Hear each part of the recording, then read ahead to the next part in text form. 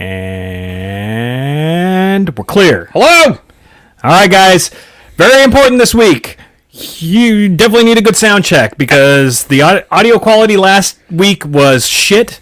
So we need you to really be on top of us. Apparently, I was dropping out a lot last week. So please, for the love of God, help us out. I mean, you definitely were dropping out last week. I mean, we had all the Yes, so please let us know how we sound. Keep us updated as to how we sound. If it starts sounding shitty at any point, let us know for the love of God. What he said. I don't know, but don't ack because there's already so much acking that the acts won't. Maybe it needs to be a sequence of ack, click, ack, like Morse code. And let's just clear this up right here. Everybody wants to be on top of me, so maybe choking you to death. Hey, I didn't say in what context. Oh, son of a my sound's off. Is it? Okay. What do you mean? Your audio is a bit off today on the loud end. Okay, well, let me just go. It's all right. I just drastically reduced my output volume, so hopefully that helps. And I think that was part of my problem last week. It was so loud that it was clipping. Yeah. I was trying to get you to turn it down, and you just did. You were resisting.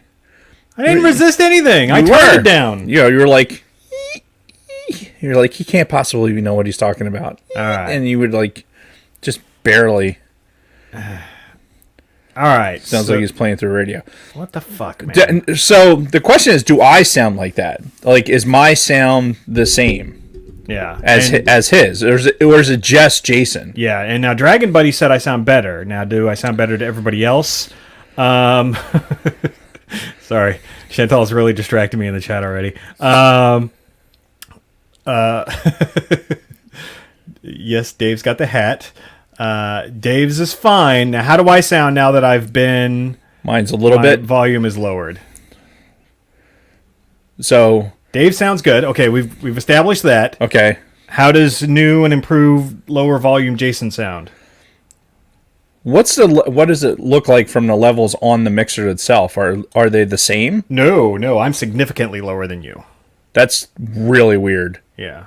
That's... I don't know, man. All right, Dave is fine. Audio is good, too. I see what you did there, Dragon Buddy. Took me a second. I'll take that. And again, keep us updated, please, for the love of God, if anything changes. Yeah. I'm going to try not to touch anything throughout the course of the show.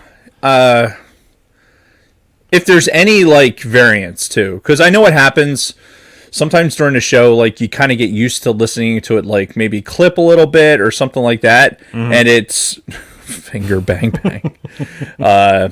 Anything like that, just please let us know. Never mind, Dave is maxing out on his side. You might want to bring Dave a little bit. So, all right, I just lowered Dave some. Living the vida loca. And his skin's a color mocha.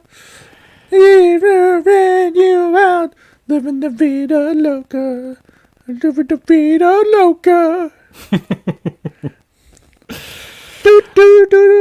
Every time I hear that song, I think of this Chris Rock bit from one of his stand-up specials. It's talking about karma when it comes to bigotry and things like that. It's it's the way it works out. If you don't like gays, you're gonna have a gay son. If you don't like Puerto Ricans, one day your daughter's gonna come home with "Living la vida loca."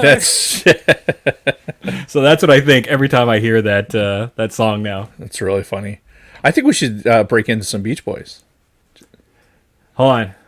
Do you know "Round, Round, Get Around"? I get around, yeah, get around. I get around. That was for you, Bronco Fett. Yeah. We got to work on the harmonizing there a little bit. Yeah. Harmonize about as well as Bronco, or about as well as Boba Fett fucking strategizes. Yeah. Which is not very well. Yeah. But we've moved on.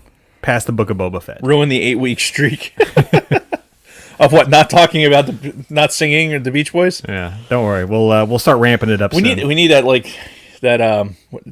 was that, like the little harmonica? It's like you play the note. Oh, the timpani. Yeah. Is that what that's called? Yeah. I have no fucking clue.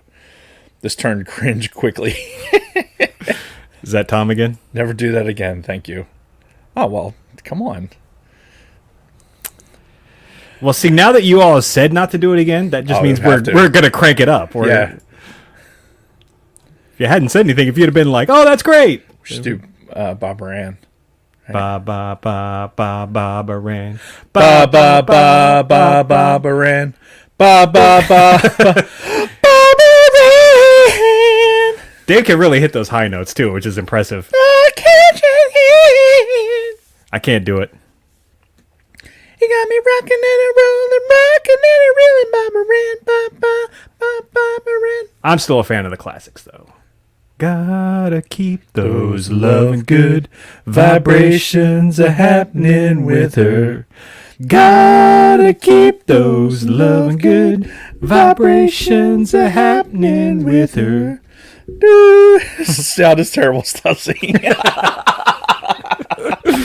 This is all part of the sound check. That's all we're doing here. Yeah, we're testing all the levels. Mm-hmm. I think Chantal just said you have no balls. Well.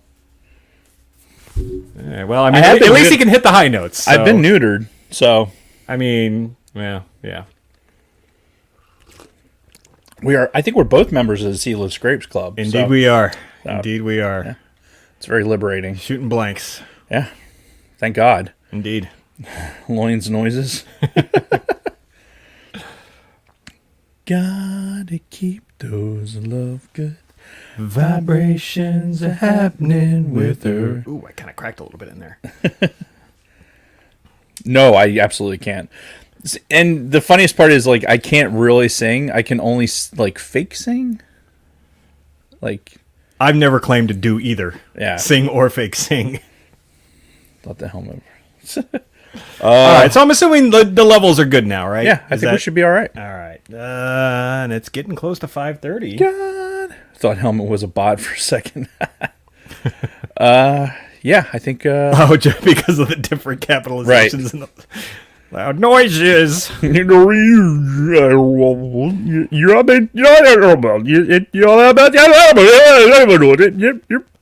Christ almighty. Play that forwards. It's probably sounds like something if you play it forwards. All right, let me just get this up real quick. Have you ever seen that video? There's like a dude that can like talk backwards. No. Like if you give him any sentence, he'll be able to say it backwards perfectly. Like almost immediately? Yeah. Wow. Fucking bananas. The brain's amazing. Yeah. Am I okay? No. You're not having a stroke. Not yet. Yeah. Getting all my links up and ready, so I don't have to fumble through this as we're going. All right. I think I'm ready, man. All right, I got the top stories queued up. All right. Get a couple acts out of my system. And they make me laugh every time. And yeah, I'm ready when you are. All right. Well, when you are ready, roll video and we'll get it going, sir. In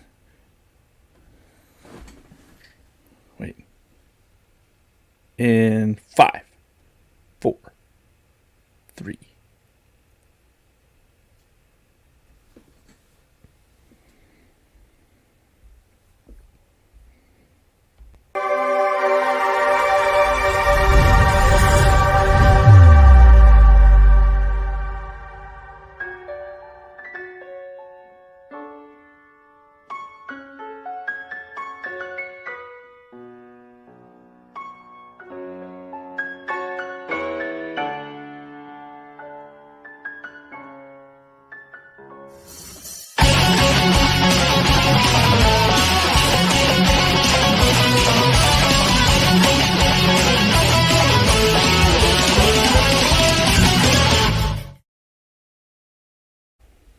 To Ivan Reitman, rest in peace, sir. To Ivan Reitman.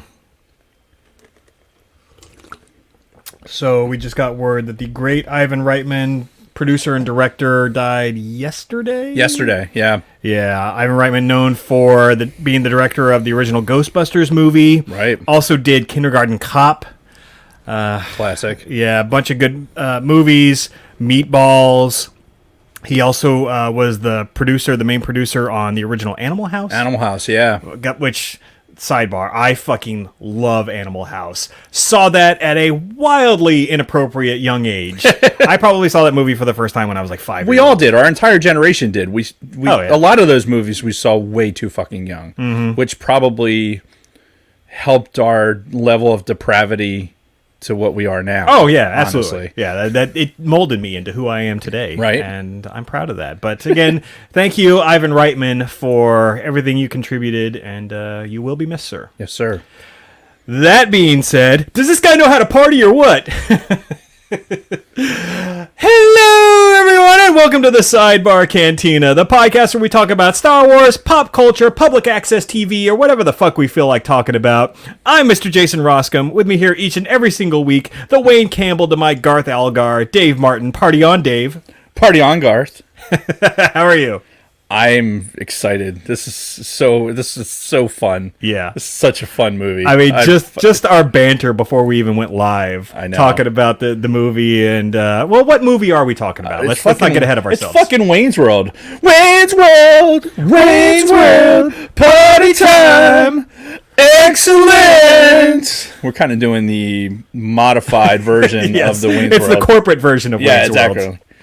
But, yeah, today, the day that we're recording this, February 14th, 2022, Jesus Christ, is the 30th anniversary of the release of the Wayne's World movie. 30 fucking years. Yeah. 30 years. And I could still go on Amazon. I went on Amazon and bought a fucking Wayne's World hat and had it delivered 2 days later. Like, fucking that. Yeah. For a movie that's 30 years old. Yeah, and we're going to talk all about it, about what we thought about the movie then, how we feel about it now, does it hold up? And then... A, does it hold up? B... oh my god, I fucking love that scene so much. All right. Before we do that, we've got so much sidebarring. So much other business to get to, which I think we should just start with Patreon. Yes, we should. All right, so if you're enjoying the Sidebar Cantina's content and shenanigans, consider becoming one of our Patreon supporters. For as little as $1 a month, you can support this podcast and help make it possible for us to continue to bring you quality content week after week. Disclaimer, quality is subjective, your mileage may vary. We'd like to give a huge shout out to all of our current patrons: Shotgun Mark, Frank Kulovich, Frederick Martin, Tony Ferrari, Chad Vickers, Scott and Kim from the Use and Abuse podcast, Ivo G, Kristen Roscom, Nick from Swede Studios, Catherine Rennick, and my wonderful mother-in-law, Patricia Goodstein. Oh, and we got 2 new patrons last week. What? Don Solsky and Nick Schaefer. Fucking hell. So thanks, guys. You are all the best. We appreciate each and every one of you. If you'd like to consider becoming a supporter, you can go to our Patreon at patreon.com/thesidebarcantina. Our Patreon page is also a great place to give us your opinions regarding show topics and the direction of the podcast in general. Do you want to hear Dave's opinions on nuclear power? Are there not enough acts? As a patron, we would be contractually obligated to listen to your opinion. Thank you again to all of our listeners and supporters. You are the reason why we do this. And sidebar to that, we just put up a new poll today on Patreon regarding a future topic regarding Dune, the movie and or book Dune.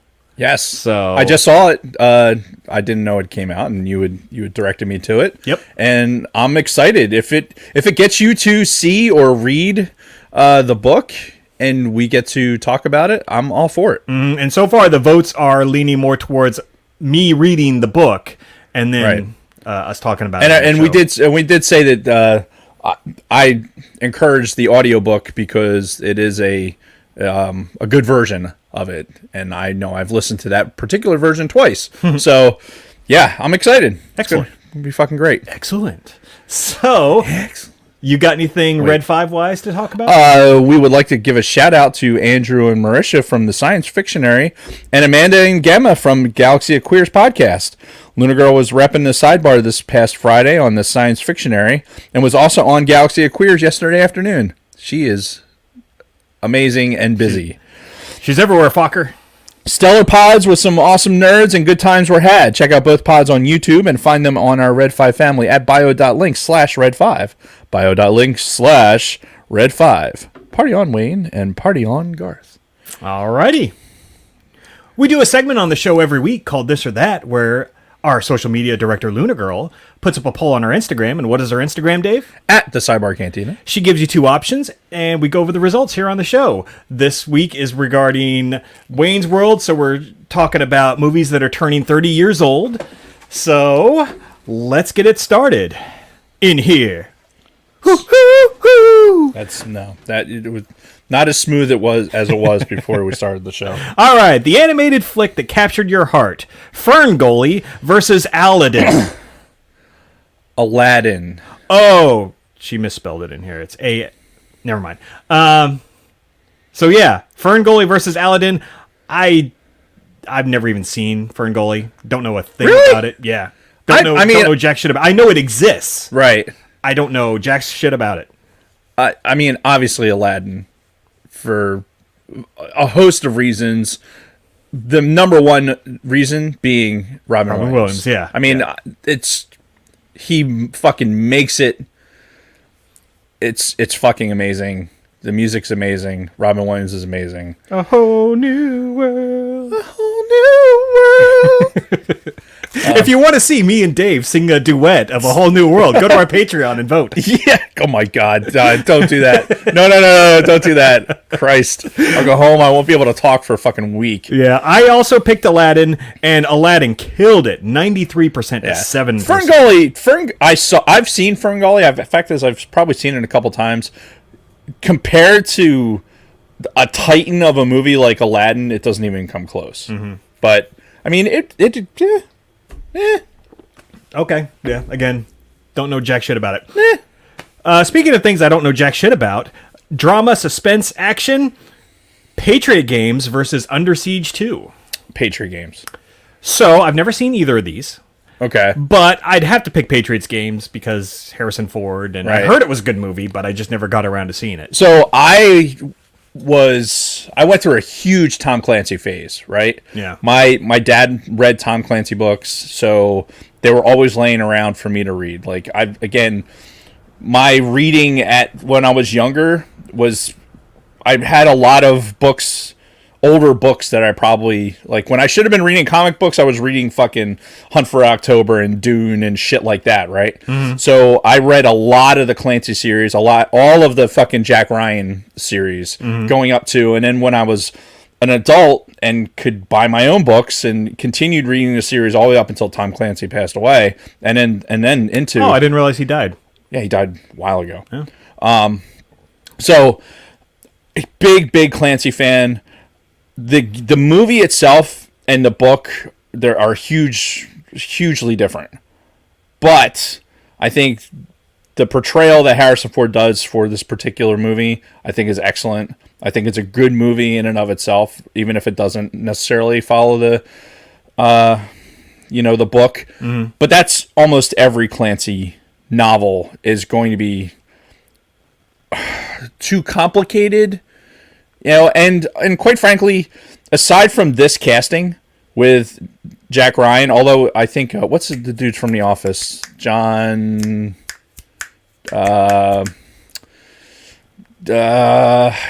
Pam's fucking husband from The Office. Oh, John Krasinski. Yes, yeah, he does Jack Ryan as a young Jack Ryan in a particular series. I think he's cast well. I think Harrison Ford is cast well, but everything else. They never cast properly. Hunt for October, they did okay. Anyway, we could do a whole fucking Clancy Apparently, thing. you're very knowledgeable. I on am the subject. extremely. Whereas I'm just like, okay, yeah, fucking.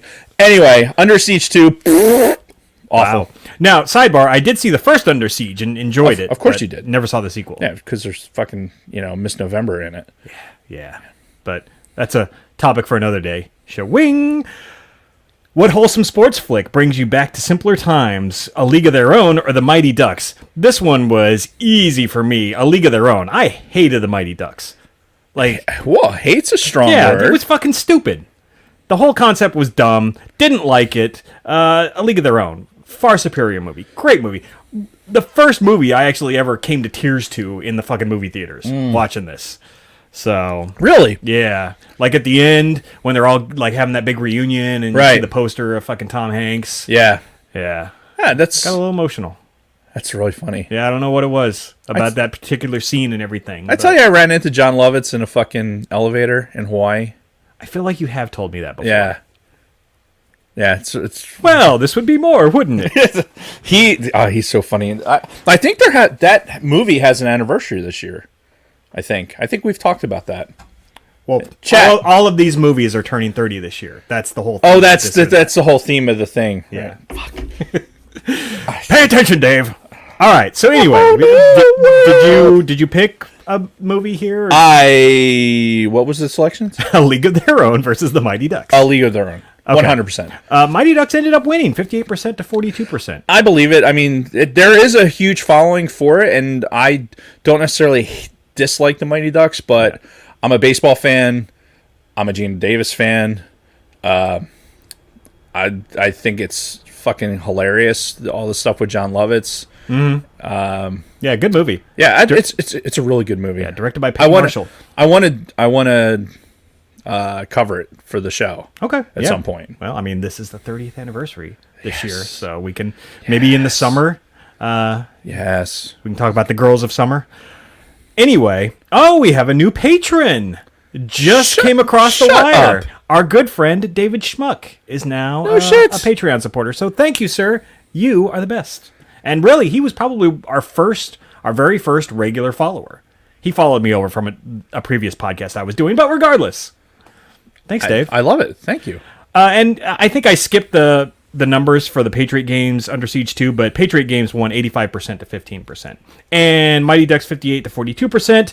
Campy Flicks with all the cheese. Army of Darkness versus Buffy the Vampire Slayer. Army of Darkness. I went with Army of Darkness too. Yeah. I didn't dislike Buffy. I remember I saw it one time when it came out on home video. Didn't dislike it. Right. Had Luke Perry in it. I was a big 90210 fan at the time. So, it was cool, I guess. But yeah, Army of Darkness. Come on. Yeah. Come on. But again, this is another close one. 54% Army of Darkness to 46%. I got you. And Buffy has a huge following. I mean, just has a huge following. Oh, yeah, because then you got the TV show after that and everything. So, Joseph, long kiss goodnight. That's right. We're having a side Gina Davis conversation. Is that the one with Samuel L. Jackson? Yes. I saw that in theaters when it came out. Oh my God, it's such a good fucking movie. Yeah. Gina Davis is just kicking ass. That was 94 or 95 when that movie came out. 94. Potentially 94. That line she gives when fucking they're talking about trying to get out in New Jersey. Everyone's trying to get out in New Jersey. The entire state, in fact. I don't remember that line. It's been a long time since I've seen that movie. It's been 30 movie. Years since I have that movie is in my fucking. It's in the DVD collection, the Jet collection that I had. Nice. That I would fly with. Great movie. So the last one we got here is Alien 3 versus Batman Returns, the battle of the sequels. Batman Returns. Yeah, Batman Returns for me too. If we ever talk about that, I'll tell you about the time I was basically sexually assaulted in a movie theater when I saw that. So that's a fun story for another time. But Batman Returns won 82% to 18%. Yeah, it was something. Or was it?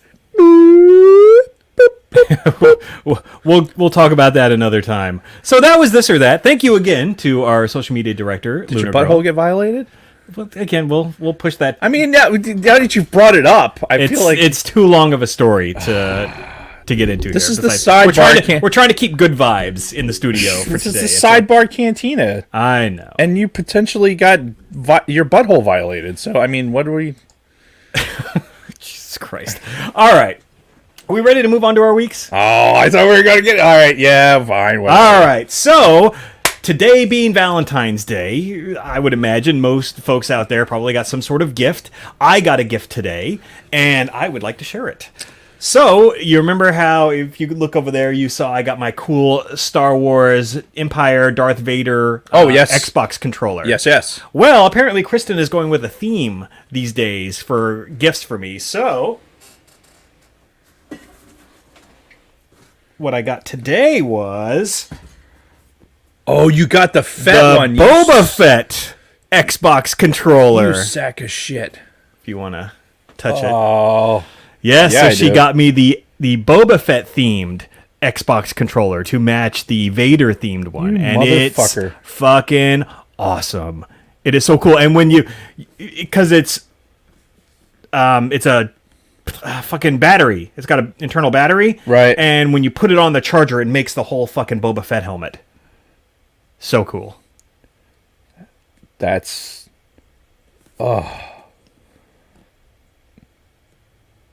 fucking awesome. Yeah. That's fucking awesome. So thank you, Kristen, for this wonderful gift one more time for the YouTube audience. Oh, it's so pretty. So I cannot wait to play with that. Now I have to divide my time between Vader and Boba when I'm playing the Xbox. Yeah. And there's still a Mandalorian one out there. So that's awesome. Yeah. It's beautiful. Yeah. I think I'm still partial to the darkness, but no parents. But yeah, so that's that. Besides that, I worked all weekend. You know, I mentioned it last week that I was starting a long work week, and I worked all weekend, so I really didn't have fucking time to do anything. These working weekends fucking suck, man, because I feel like I have no fucking time and really no fucking energy by the time it's over. Like, it just completely sucks the life out of me. And it's fucking Valentine's Day. Work is not the thing I want sucking the life out of me right now. Ladies.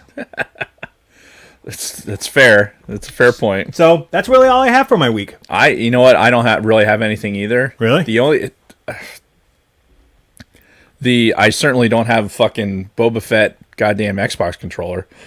I did have some delicious donuts for Valentine's Day, so that was awesome. Oh, from that bakery that's right next to you guys? No. God, that would have been better, but no, I had delicious donuts, and my wife got a nice Wawa coffee mug, like in the old school, like the old school coloring, which I thought was cool. Yeah. So Dragon Buddy got fucking Legos, Star Wars Legos. God damn it! Hey, your gripe is with your wife, not me. I know. She's. Oh, speaking of which, I got Kristen a bunch of very relevant Valentine's Day gifts. Next week, hopefully, she'll come on the show and display them. Wow. So, okay. Stay tuned for that. It's very relevant. I'll just say that. Anyway, aside from that, I enjoyed some fucking nice weather on Saturday because it was like 60 degrees outside, and then it snowed on Sunday, and what was the high, like 30 degrees or something? Yeah, and it was fucking chilly today. Yeah, we got like 2 inches of snow, so it wasn't really. It's not like it snowed a lot, but it was just overcast and snowing, and it killed the vibe, quite frankly, because it was, like you said, it was getting warm, like 60 degrees. Yeah, and I'm sitting here looking at the forecast. I'm like, there's no way it's going to snow in 2 days. Right. This is fantastic. It's sunny. It's warm. And I had just a long ass fucking work week, and going into the weekend, I'm like, all right, Saturday I'm not going to do shit, and I really didn't. I did some stuff outside, messed around in the fucking shed, planning when the weather finally does break, like some stuff that I'm going to get done, and was fucking just enjoying being outside in fucking shorts and a t-shirt. Yeah, and this schizophrenic fucking weather, the next day, it's fucking freezing my tits off. Yeah. So, that's probably what we're going to have to deal with for the next month and a half. Oh, yeah. Honestly, as we transition to spring, it's going to be, it's great this day. And then, fuck, it's freezing again. It's going to snow in fucking March. It's, it's the doldrums. It's the fucking doldrums. And we're... Everybody in the chat's giving me shit for complaining about working over the weekend. It's like, you all suck. They're like, oh no, Jason had to work the weekend. That was so terrible. Listen, these are the listeners that we attract to the show. If you had any idea what our schedule was like back in the day, you would never let us live it down. We had a good deal back in the day. Yes, we did. So all on the taxpayer dime. Yes, I cannot complain. We had our private jet fly us to a lot of places in the world and got to do cool shit. So, here's a new name in the chat. Yeah, what's going on, Blake? Yeah. So, or is it Balake? Balake? Yeah, I think it's Balake. Mm-hmm. You done messed up, AA Ron? Yeah, I don't. Aside from the schizophrenic weather and watching the Super Bowl, but we tune into the OT. Our what do we call it? Our second side sports show. I don't Right. know. I don't know what you want to call it, but yeah, after we're done with this show, we're gonna do the OT on our YouTube channel. So. The OT is our football show. After this show, 3 p.m. All right, we ready to get to our main topic? Yes. All right. Do you need a break or anything? No. All right. Let's get right into Wayne's World. So Wayne's World. So I don't know if anybody out there knows this, but there's this late night television show called Saturday Night Live. And never heard of it. Yeah, and what you might not also know is that it used to actually be really funny. And especially back in the 80s and 90s, late 80s, early 90s, they had this fucking fire cast. I mean, you think about it. Mike Myers, Dana Carvey, Chris Farley, fucking David Spade, Phil Hartman. Oh, God. It was incredible. Like, this was the period of time in my life when I actually would watch SNL pretty religiously. Yeah. You know, late 80s, early 90s, when it was this particular cast. Adam Sandler came around that time. Yep. So it was so fucking good. Norm Macdonald. Yeah, Norm was on it with the fucking Weekend Update. Yep. And it's so funny, too, because I've gone back and when he was on Weekend Update before, I honestly didn't think he was that funny when I was that age, when I was fucking 14, 15 years old. Because you don't get it. Right, I didn't get it. Now, going back and watching old episodes when he was doing the news, I'm like, wow, this was fucking great. Yeah. So, yeah, it definitely, there's a reason it was on the timing that it was, right? Because it really wasn't for us. Now, I was watching live when he said fuck while doing the news, and then he got fired after that. Oh, I missed that. Yeah. So, but yeah, no, it's such a good time for SNL. And obviously, Wayne's World was one of the recurring sketches that they had, and they were starting to become known for taking characters from fucking SNL and then putting them into movies and making full-blown movies out of them. Yeah, because, I mean, honestly, a couple of my favorite movies of all time have been that. Like, Wayne's World being one of them. Mm-hmm. And Wayne's World being the most successful. Obviously. Coneheads was one of the other ones. I love that movie. That is one of my... Well, and the funny thing is, I think Coneheads, the movie, came out after Wayne's World. I think it did, even though it was a popular sketch more in, like, the 70s. Yes. But because of the success of Wayne's World, they're like, oh, fuck, let's take some of these other SNL properties and throw them out there. Yeah, and it got Phil Hartman and what the fuck was that broad's name? Shit. Well, I know Chris Farley was in it. Oh, yeah, Farley was the boyfriend of the daughter. Yeah, anyway, it was fucking... It was. There was the heyday for SNL. I mean, and turning SNL into successful movie things. It was a good way to start your career. Yeah, exactly. In those days. So it was released on Valentine's Day, 1992. It was directed by Penelope Shearis. So I saw her name, and I'm like, who the fuck is this? Like, I'd never heard this name before. So I looked her up, and she didn't really do a whole lot. Movies that I recognized, she did Wayne's World. The stuff that she did before that, I didn't recognize at all. But then after Wayne's World, she did Beverly Hillbillies, the Beverly Hillbillies movie that was based on the TV show. Who was in that? Who was the fucking blonde in that? That's a good question. I know it was like somebody famous. Yeah. At the time. Beverly. But while you're looking that up, she also did The Little Rascals, another TV show into a movie, and she did Black Sheep, which was the Chris Farley, David Spade follow-up to Tommy Boy. Not a sequel, but just like a follow-up movie. So she did a few things. Not much of a repertoire after that. She's done some documentaries. Erica Eleniak. Erica Eleniak. She's the Yeah. same chick that went topless in Under Siege 1. Yes. So, Come full former circle. Yeah, former Playboy model. It's like, That's right. I knew it was fucking. I knew it was some hottie. Yeah. So, fuck. I lost where I was. I started thinking about Erica Eleniak's. Chesticles. Yeah. Anyway, what? Oh, so the director, yeah. When we talk, because we're going to briefly touch on Wayne's World 2 at the end of this episode, and that's Okay. where the director becomes kind of relevant again. So, we'll, touch like your butthole got touched in a movie theater. I'm sorry I brought that up. All right. You should be. For budget-wise, it cost $20 million to make.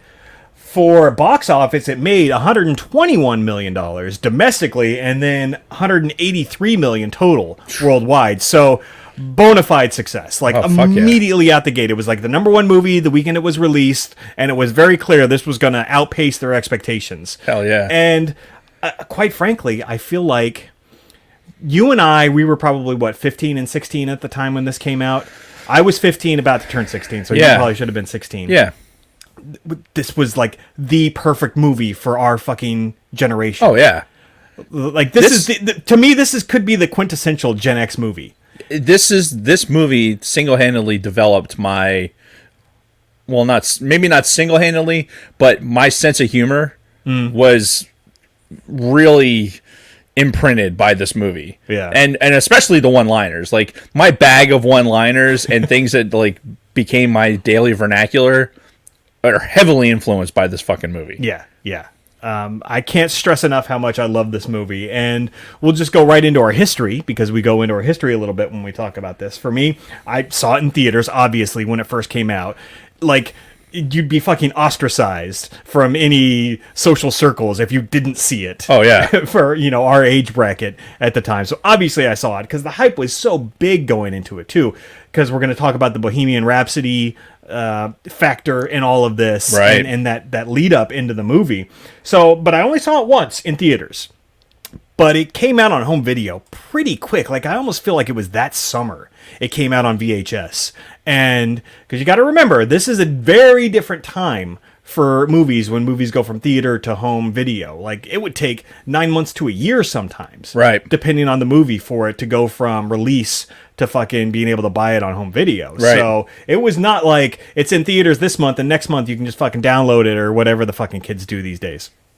So, but once I did get it on VHS, saw it dozens of times, if not 100 fucking times. Oh yeah. By the time I got it on home video, I bought the soundtrack, which still have it today. The Wayne's World soundtrack. Listen to the fuck out of that CD. Yep. Oh yeah. I meant to grab this. And Dave's got the CD binder of Justice over here, This- which I am sure he also has his copy of the Wayne's World The soundtrack. Sacred Jedi fucking 90s binder. The Sacred Binder. Yep, you can see that there. And the soundtrack was fucking great. Like, I know every fucking song in that. And we talked about it a little bit when we talked about our music of 1992. And just something I wanted to mention, too. Tia Carrere does all of the vocals for all of the Crucial Taunt songs. Right. And she even had a small singing career after this. Like, she released a couple of singles that were not part of the Wayne's World soundtrack. She had a couple of albums. So she had a minor career in music after all of this came out. And if you look on this stuff on the internet, like she was an aspiring singer, you know, as well as actress. Great pipes, just absolutely. Oh great yeah, pipes. no, fantastic voice, and she brought a lot of other fantastic stuff to the table that we'll talk about as we get into the movie. And the Bohemian Rhapsody thing, I just want to put a pin in that because we're going to talk about that when we get into the movie itself. But there's a very specific thing about Bohemian Rhapsody and me that I want to bring up when we get there. Roger. But let's talk about you and your history. So I saw it in a movie theater 4 times. Wow. This was probably, this is, like you said, this is that age group where I'm a little bit more independent, right? So I actually had the opportunity to, for whatever reason, I think my parents were approved of this Like, okay, yeah, here's multiple viewings, like, with friends or without friends or whatever, just being able to go back and see it multiple times like that. Generally speaking, aside from Star Wars when I was younger, I didn't see a movie in the theaters multiple times. It just wasn't a thing. Yeah, no, neither did I. So seeing this multiple times in the theater, I think one of those times was with my church youth group. I think another one of those times we were supposed to see another movie and ended up just walking out of that and walking into Wayne's World because you could do that. So yeah, it was formative, like truly formative in that. Seeing it so many times, and it's the same thing. I bought the soundtrack, had it on CD, added it to the collection, had it on VHS as soon as it came out, watched the shit out of it, just because it was fucking funny. Yeah, it hit every single time, and you could watch it. You could watch it for 15 minutes and laugh. Yeah. Like, and it doesn't matter which chunk of 15 minutes you take either. Even in the fucking the sad parts, right? Like there's something to laugh at, and I think for some of us that may have not always had the happiest fucking moments growing up, having something that you could watch for 15, 20 minutes and have a moment where you can laugh, it's fucking a big deal. Yeah. So. And this was one of those things. It was so fucking funny. Yeah, it was so well written. And this is one thing going into this, because as we were building up to this and we were previewing this episode, I had mentioned I hadn't watched this movie start to finish in well over a decade. Probably we're talking 15 to 20 years. Right. It's been since I've watched this movie from start to finish. So going into this, I was a little worried because I remember how much I loved it back in the day. And I'm like, probably doesn't hold up that well. I'm sure a lot of the jokes fall flat. After rewatching it multiple times over the last week, no. It's like I loved every minute of rewatching this fucking movie. There's definitely some jokes that are dated. Oh, yeah. Like that kids today would just totally not get at all. Like the Robert Patrick as the T-1000 walking up to the car, A kid today watching that would be going like, I don't understand. Why is he screaming, Right. But or the Grey Poupon, rolling up on a Grey Poupon. Exactly. But rewatching this, I laughed just as much, if not more, than I did watching it back in the fucking day. And you're right. It's like every bit of this movie was cleverly written, executed so well, and it just fired on all of the right cylinders. Just beautiful, beautiful. And yeah, that's all I got to say about that. We'll again. I mean, we're do our deep dive. We're gonna break it down. Yeah. So because we have to. Before we start breaking down the individual scenes and the one-liners, the many one-liners in this movie. Yes. I just want to bring up the concept of Wayne's World itself because it's so funny. Because this is something that's truly come full circle when it comes to the what they do as Wayne's World, the show inside of the movie, the public access show, right? Mm-hmm. Two guys just setting up a camera and a mixer in their fucking basement and just filming. And I'm like, that's what half of entertainment is now. Yeah. It's fucking YouTube or podcasts or Twitch, this is like you said, this is basically what we're doing. Yeah, that's what we're doing right now. We don't have a fucking van outside with a fucking dish on it. Right, because we don't need it because we have the internet now. Exactly. So, but that allows any fucking Joe to do their version of Wayne's World. And it's very interesting that in these 30 years it's kind of come around to have this ability. Yeah. It's so interesting, and that's the first thing that popped into my head as I'm watching this. I'm like, holy shit, this is basically what me and Dave are doing every week.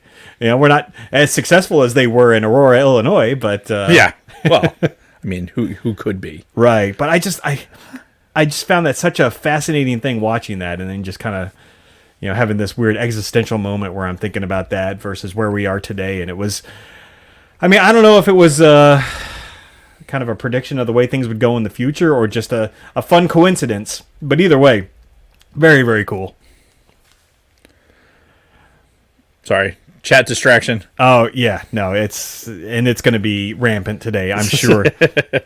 Anything else before we start digging into some of our notes? We got to dig into the. Let's go. So how do you want to do this? You want me to start going through my notes? Yeah, and just add because on?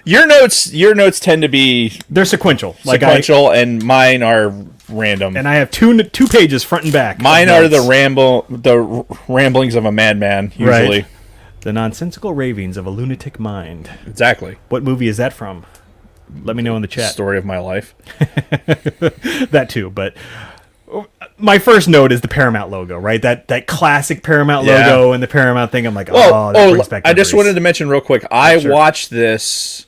You had posted everywhere where our stuff is. Mm-hmm. You know, where you could watch it, right? Yep. So I watched it on the IMDb TV. Yes. So that's the first time I'd ever streamed something through there. It wasn't bad. No. There was very few interruptions, and the interruptions that were short. It's like 90 seconds. Yeah, it was like three times in the movie. It was not bad at all. I feel like watching something on YouTube is more interrupted than this was. And completely free. Yeah. So, but apparently, I guess they've been absorbed by Amazon at this point, IMDb, because they used to be their own separate website and streaming service. But now when you go to IMDb TV's old website, it just takes you right to Amazon Prime Video, which... But it's still categorized under IMDb TV. I don't know. Fucking weird. Yeah. But yes, you can still watch it there for free. YouTube, actually, I think it was today, they added it as a free with ads watch. So you can watch it on YouTube. And if you have Paramount Plus, you can just watch it on there with no commercial interruptions. Okay. So a lot of options for this, which is nice because I've noticed this. When big movies start coming up on anniversaries, they start getting pulled from all the streaming services. So you got to pay to fucking rent or buy them. Because they want to fucking take advantage of it. Oh, sure. That's going to show up on somebody's timeline. Let's make sure that we get their fucking $10 from them. Right. But this is the complete opposite. You can get it in so many places for free right now. So yeah, it's hard to milk people for a 30-year-old movie. A 30-year-old movie that's based on SNL characters. Indeed. I mean, come on. But a good one. So yeah, the Paramount logo right from the start and that old Paramount theme was just like, I remember this. And it starts with an actual Noah's Arcade commercial. Because really the movie starts with fucking Rob Lowe's character, Benjamin. Right. And some chick, like some Shakey's fucking waitress, which Shakey's was a pizza place, which I don't know if they had him. Like... I never heard of it. Okay, yeah, because I know of it from the West Coast. Okay. But yeah, like the Shakey's Pizza Place. Apparently she's like a waitress or something there, and she's flipping through the channels as he's eating. Right. And this is a who's who of fucking 90s commercials. Oh, yeah. Are going through this. Yeah, you get the fucking Chia Pet commercial, the clapper. Yeah, you get the clapper. I think there's like a Juicy Fruit commercial in there. But yeah, so she's flipping through the channels as Ben's eating pizza, waiting to basically, get it in. The clapper. The best is the clapper. The Empire fucking carpet commercial. Oh, yeah. The Empire guy. The local version of it, I guess. Yeah, because he talks about Aurora. Right. Yeah. But it's the same guy. Yeah. Which was I don't know. Maybe did they start in that area? I don't know. But it was immediately recognizable. Like, oh, well, fuck, that's the Empire Carpet guy. Mm-hmm. Yeah, the who's who of the commercials at the time, especially the fucking clapper. Yeah, and weird notice for me anyway. Mm-hmm. So when you're looking at the clapper, it doesn't have a grounded plug. It doesn't have a grounded outlet. That is true, because not every outlet back in the day. No, this is the early 90s. Not every outlet had fucking a grounding plug. Yeah. Lights and fucking alarm clocks and shit like that still had just the two prongs. Yeah. So there wasn't a ground. So it was dangerous as fuck. It was a different time. It was a different time. But of course, Benjamin being played by Rob Lowe, the pretty boy Rob Lowe, which, can we just talk about his fucking wardrobe real quick in this movie?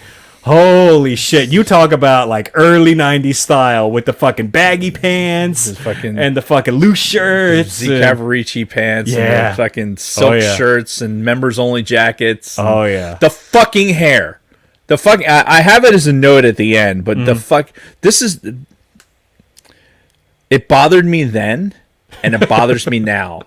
His fucking haircut drives me insane. What about it is so... It's fucking in the back, like in the back of his head.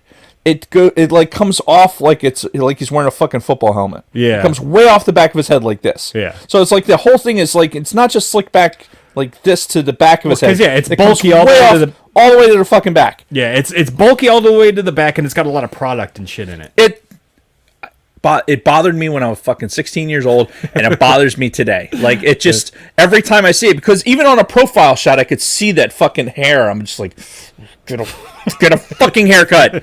Yeah, I just, that, and later on, when we see the fucking, the scene with the fucking Terminator, right, him, when he takes the fucking helmet off, his hair's all fucked up. Right. Like, no, your hair, why didn't you get a fucking haircut so you could have the same hair as the movie? Yeah, it did look weird. But I mean, he could have been like filming a different movie. Who fucking cares? You're in this movie. How long it took you? Look, before you went live on the air, you fucking went and you put a comb through your hair, right? I did. So how long did that take? You could have fucking put a comb through your fucking hair. Take a moment. Oh, that should drive Robert Patrick, right? Isn't that his name, Robert Patrick? Robert Patrick, yeah. Like, god damn it, it bugs me. That shit bugs me. Okay. It bugged me then too. I'm a crazy person. Well, anyway. So anyway, as the Shakey's girl is flipping through channels again, flipping through channels with a remote, and with the old click, click, click.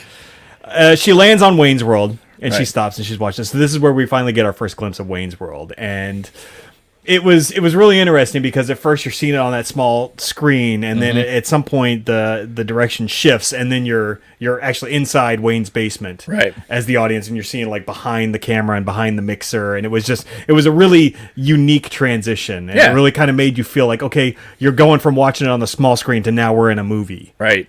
Small screen indeed, like all 20 inches of that fucking television. Oh, yeah. Which is what you would have had in your bedroom. Like, not everyone had 27-inch TVs in their bedroom. Mm-hmm. You're lucky if you had a 27-inch TV in your fucking living room. I think that's what we had, like, as I got older, was like a 27-inch TV in our house. I had a 13-inch TV in my bedroom until I was fucking, I don't know. Well, shit, we don't have TVs in our bedrooms now, so I never had anything bigger than 13 inches. Joker Voice thinks you just need to let that hair thing go. I can't. I fucking can't. All right, speaking of hair, so the first segment in the Wayne's World that we're watching is they bring out a guest for the suck cut.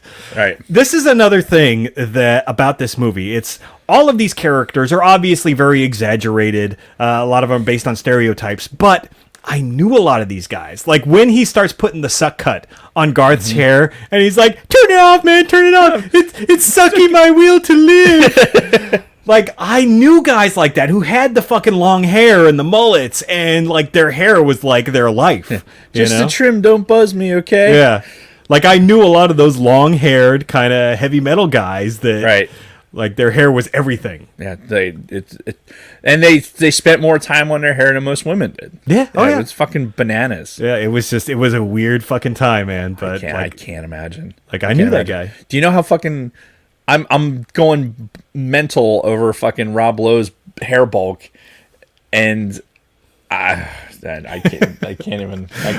And this is where I have the first of many of the one-liners written in my notes, where he's like cutting Garth's hair with the suck cut, and he's like, "You can see it sucks as it cuts." And Wayne turns to the camera, "It certainly does suck." It certainly does suck. Which I fucking love that line, and I love that part. You know what we forgot with part of the introduction. Like, you know, I wish we had the graphic. The Wayne's World graphics, like you get the cheesy. Oh yeah. Like here, let's make the art going in the square motion, right? And then of course you have the extreme close-ups. Oh yeah, extreme close-up. Go ahead. Whoa! Whoa! Whoa! Whoa! Okay.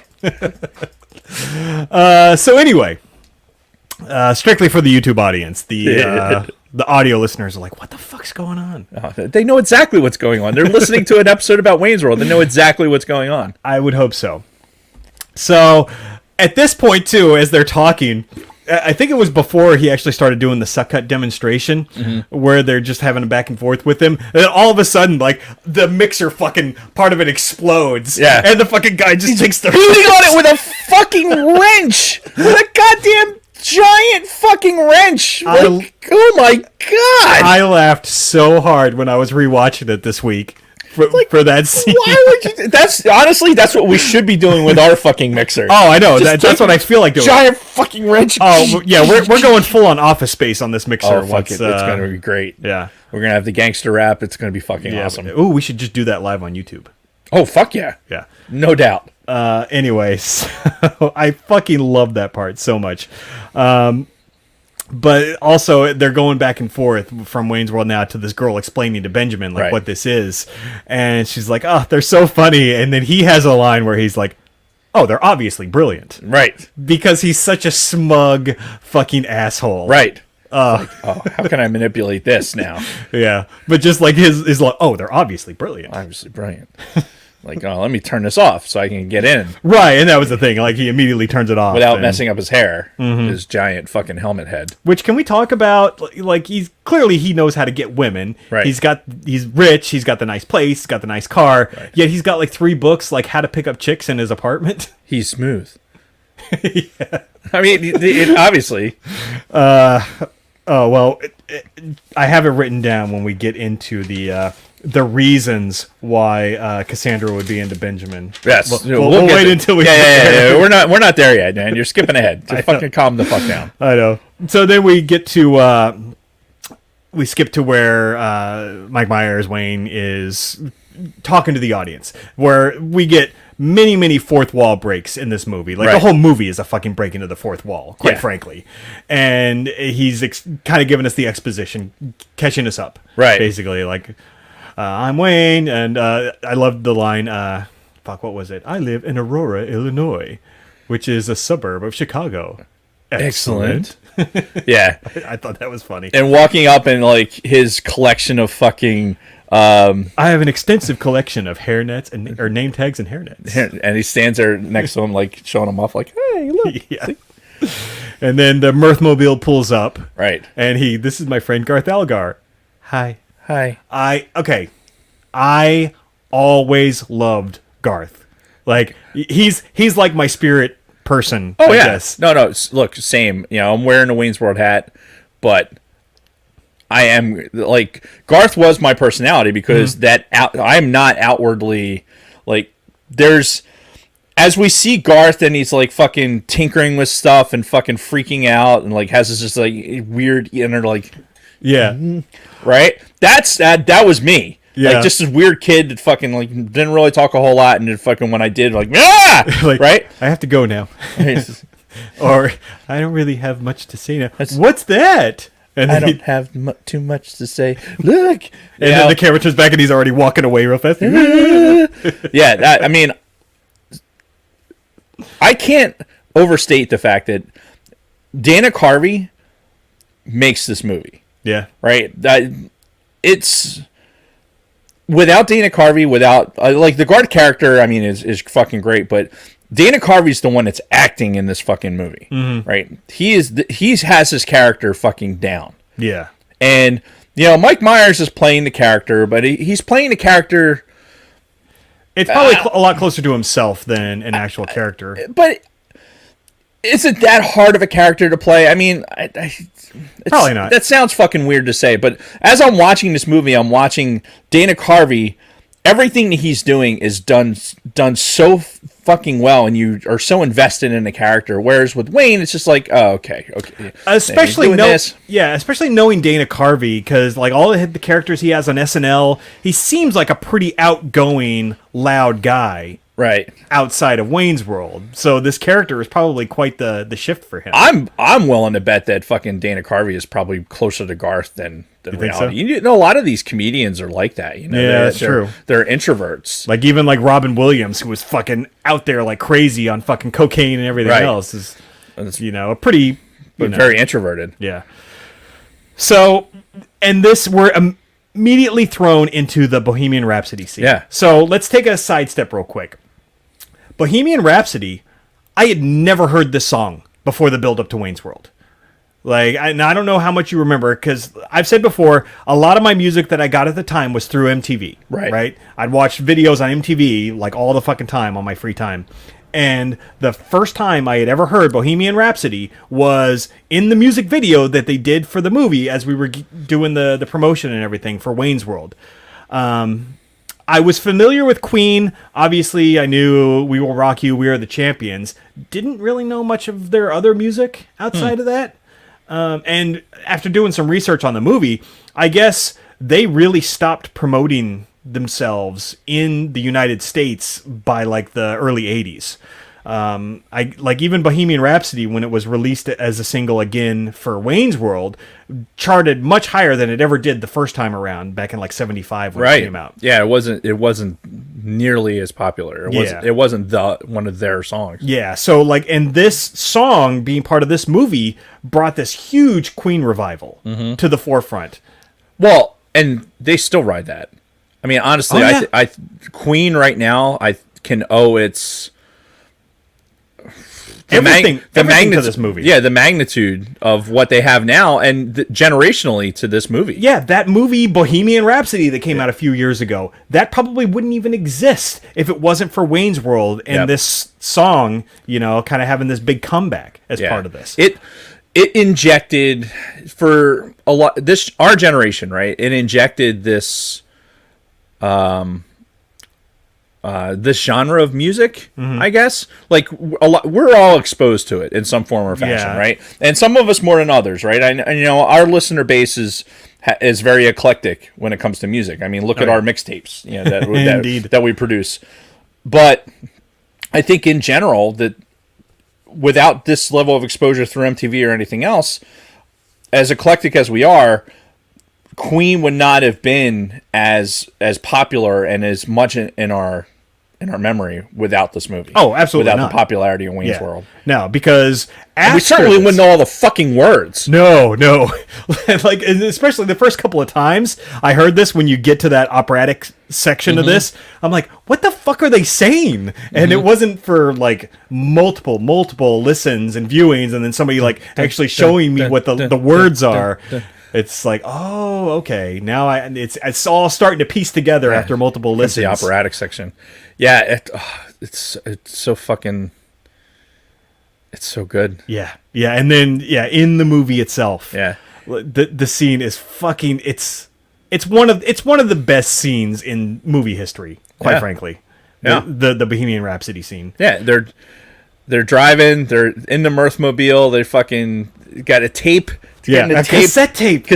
Put it in the fucking tape deck. They fucking stop at some point in the music to go pick up the fucking drunk guy. Yeah. I give you a no spew guarantee. Yeah. What if he honks in the car? If you're gonna spew into this. Yeah. It's like, as a kid, when I was younger, all of these lines, like, if anybody was sick around me, if you're gonna spew, it's like that's the first things that were coming out of my fucking mouth were lines out of this fucking movie. And of course, it's so ridiculous. He pulls out this little Dixie cup out of his fucking pocket, right? Spew into this. Like, how long are you even holding on to that, Garth? And then he fucking folds it and puts it back in his pocket. Yeah. Like, yeah, okay, this is that uncomfortable fucking just that guy. Yes, absolutely. Somebody said it earlier in the chat. Like, he took that personality. And dialed it to 11 with Garth. Oh yeah, for sure.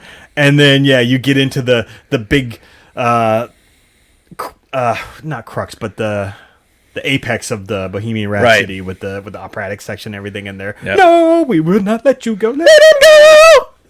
And it's let me go, and it's you because you got Phil in the back. Yeah. Let me go. And then of course it all builds to the. For me. And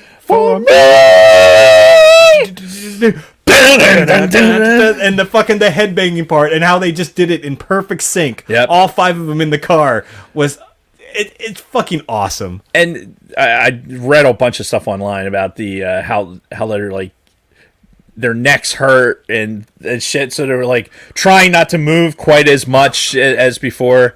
It's just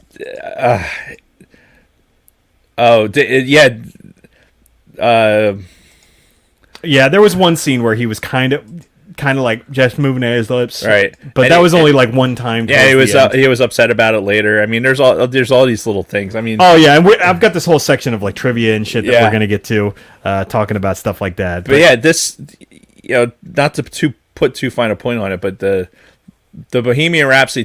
This is the start of this fucking movie. Yeah, this is the beginning. Mm-hmm. It starts with it's basically starting with the operatic section, right? Yeah. And like, oh fuck, where are we going with this? And I have this distinct memory of like, wow, we're starting, because you don't know, like, you've seen Wayne's World, but you've seen it on SNL, right? Mm-hmm. So you have no idea what you're going to do to make this a fucking movie, right? What are you going to do? Right? What are you going to do to make this make a plot? Like, how are you going to get to there? And then now you're going to fucking be in a car. You're going to be in a car with your friends. You're going to fucking be singing and headbanging and shit. Or like, oh, this is going to be fucking good. Yeah. Right? This is going to be fucking fun. Mm-hmm. It was.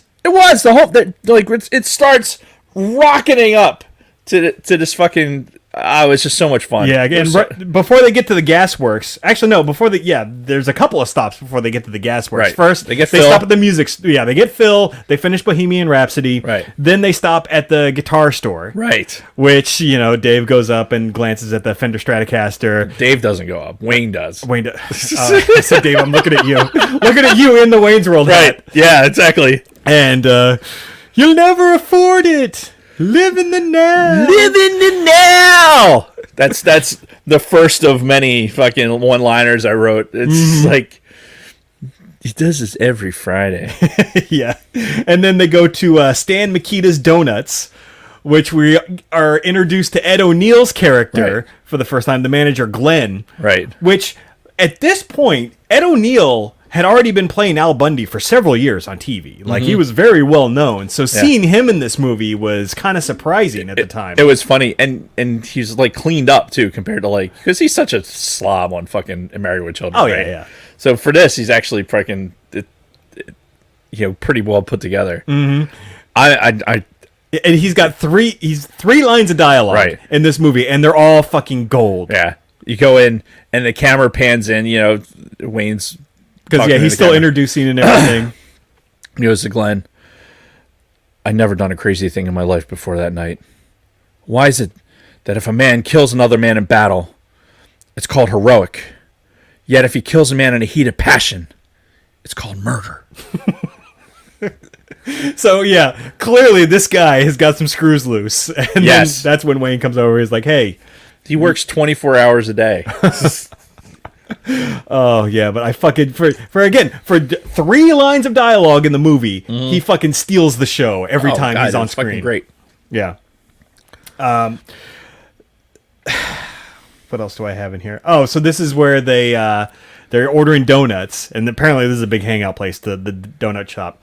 But then we get our first introduction to Stacy, played by Laura Flynn Boyle, which, as far as I remember, this was the first thing I ever remember seeing her in. I think this was probably her first big movie, as Wayne's psycho hose beast ex-girlfriend. Psycho hose beast. Again, let's add that to the fucking vernacular. Mm-hmm. Oh, that reminds me. I gotta get something out. Getting into trivia, this whole her giving Wayne a gift, that was actually apparently a story in real life, something that actually happened to Mike Myers that he brought into this movie. He had an ex-girlfriend who was trying to get on his good side, so she gave him a gun rack gift. And apparently it was because she thought he would think it was funny. Right. But I love the line, I don't even own a gun, let alone miniguns that would necessitate an entire rack. It's a great line. It's a great delivery. You don't like it? Fine. Someday, Wayne, you're going to lose me. Yeah, and Laura Flynn Boyle plays this fucking psycho ex-girlfriend character perfectly. Right. She fucking nails it. She's all done up. And you know what? What's funny is you get close up on her face, and she's really cute. Oh, yeah? She's really cute. She's got, like, the freckles and everything. It's just... I don't think I noticed how cute she was before until I was watching it on the small screen. I don't recall thinking she was attractive at all back in the day, but rewatching it now, I'm like, ooh, yeah, she was pretty good looking, wasn't she? Psycho hose beast. Yeah. That's all you could think. So Yeah, that was a great scene. And then during all of this, they're playing Ugly Kid Joe's "Everything About You" song in the background. Everything about you. Love that song. Fucking love that song then. Still like it now. Yeah, on the soundtrack. Yep. Probably the only place you're ever going to hear that song is on the Wayne's World soundtrack. Probably. I think that's the only place I ever heard it. Well, I mean, Ugly Kid Joe did have an album that came out that year. Yeah, but what else did you hear off of it? Cats in the Cradle. Okay. Yeah. All right. Fair enough. Yeah. Anyway, go back and listen to our music of 1992 for more on that. Yeah, whatever. That was your song, not mine. They go to the Gasworks, which is a heavy metal... Did he call it a heavy metal bar or a heavy metal club? I forget. Either way, where a bunch of bands play, and I don't know if I forgot or if I never knew that it was Meatloaf who was the bouncer guy at the door when they first walk up. You know, Meatloaf, the singer. Oh shit, that's right. Yeah. When they walk up and he's talking about, who's playing tonight? Jolly Green Giants, Shitty Beatles. That was Meatloaf, which is, even sadder to think because he just died like a month ago. Yeah, right. Oh my fucking God, I forgot all about that. Yeah, but I can't remember if I knew that was Meatloaf back in the day because he didn't have his big comeback in the 90s until the next year, 93, with I'd Do Anything for Love. Right. So, because I wasn't really that familiar with Meatloaf before then. Right. So, I don't think the first time that I saw this that I knew that was Meatloaf. And when we were rewatching it this week, I'm like, oh, fuck, Meatloaf's in this. I don't know if I knew either. Now that you're saying that, yeah, I think I knew it later. Yeah, mainly because of Rocky Horror. Right. Because my Rocky Horror experience happened while I was in high school, going and seeing and having the full experience. I wish I had been able to do that. Yeah. So I think that's kind of my exposure, my Meatloaf exposure. Okay. That sounds like a weird thing like I had gotten sick from something, exposed to Meatloaf. Mm-hmm. But yeah, I loved it when they walked up and he's like, yeah, so who's playing tonight? Jolly Green Giants, Shitty Beatles. The Shitty Beatles, are they any good? No. They suck. They suck. Oh, so it's not just a clever name. Yes. I thought that was a great fucking line. It's a great exchange. Again, watching this movie, every fucking 10 to 15 minutes, there is something to fucking laugh at. Oh, it's not even 10 to 15 minutes. It's every minute there's a fucking another one-liner coming off. And maybe it's... What's really funny is the cringe that's here, what the kids would call cringe these days. The cringe that's in this movie that... Wayne, all right, this is Wayne and Garth.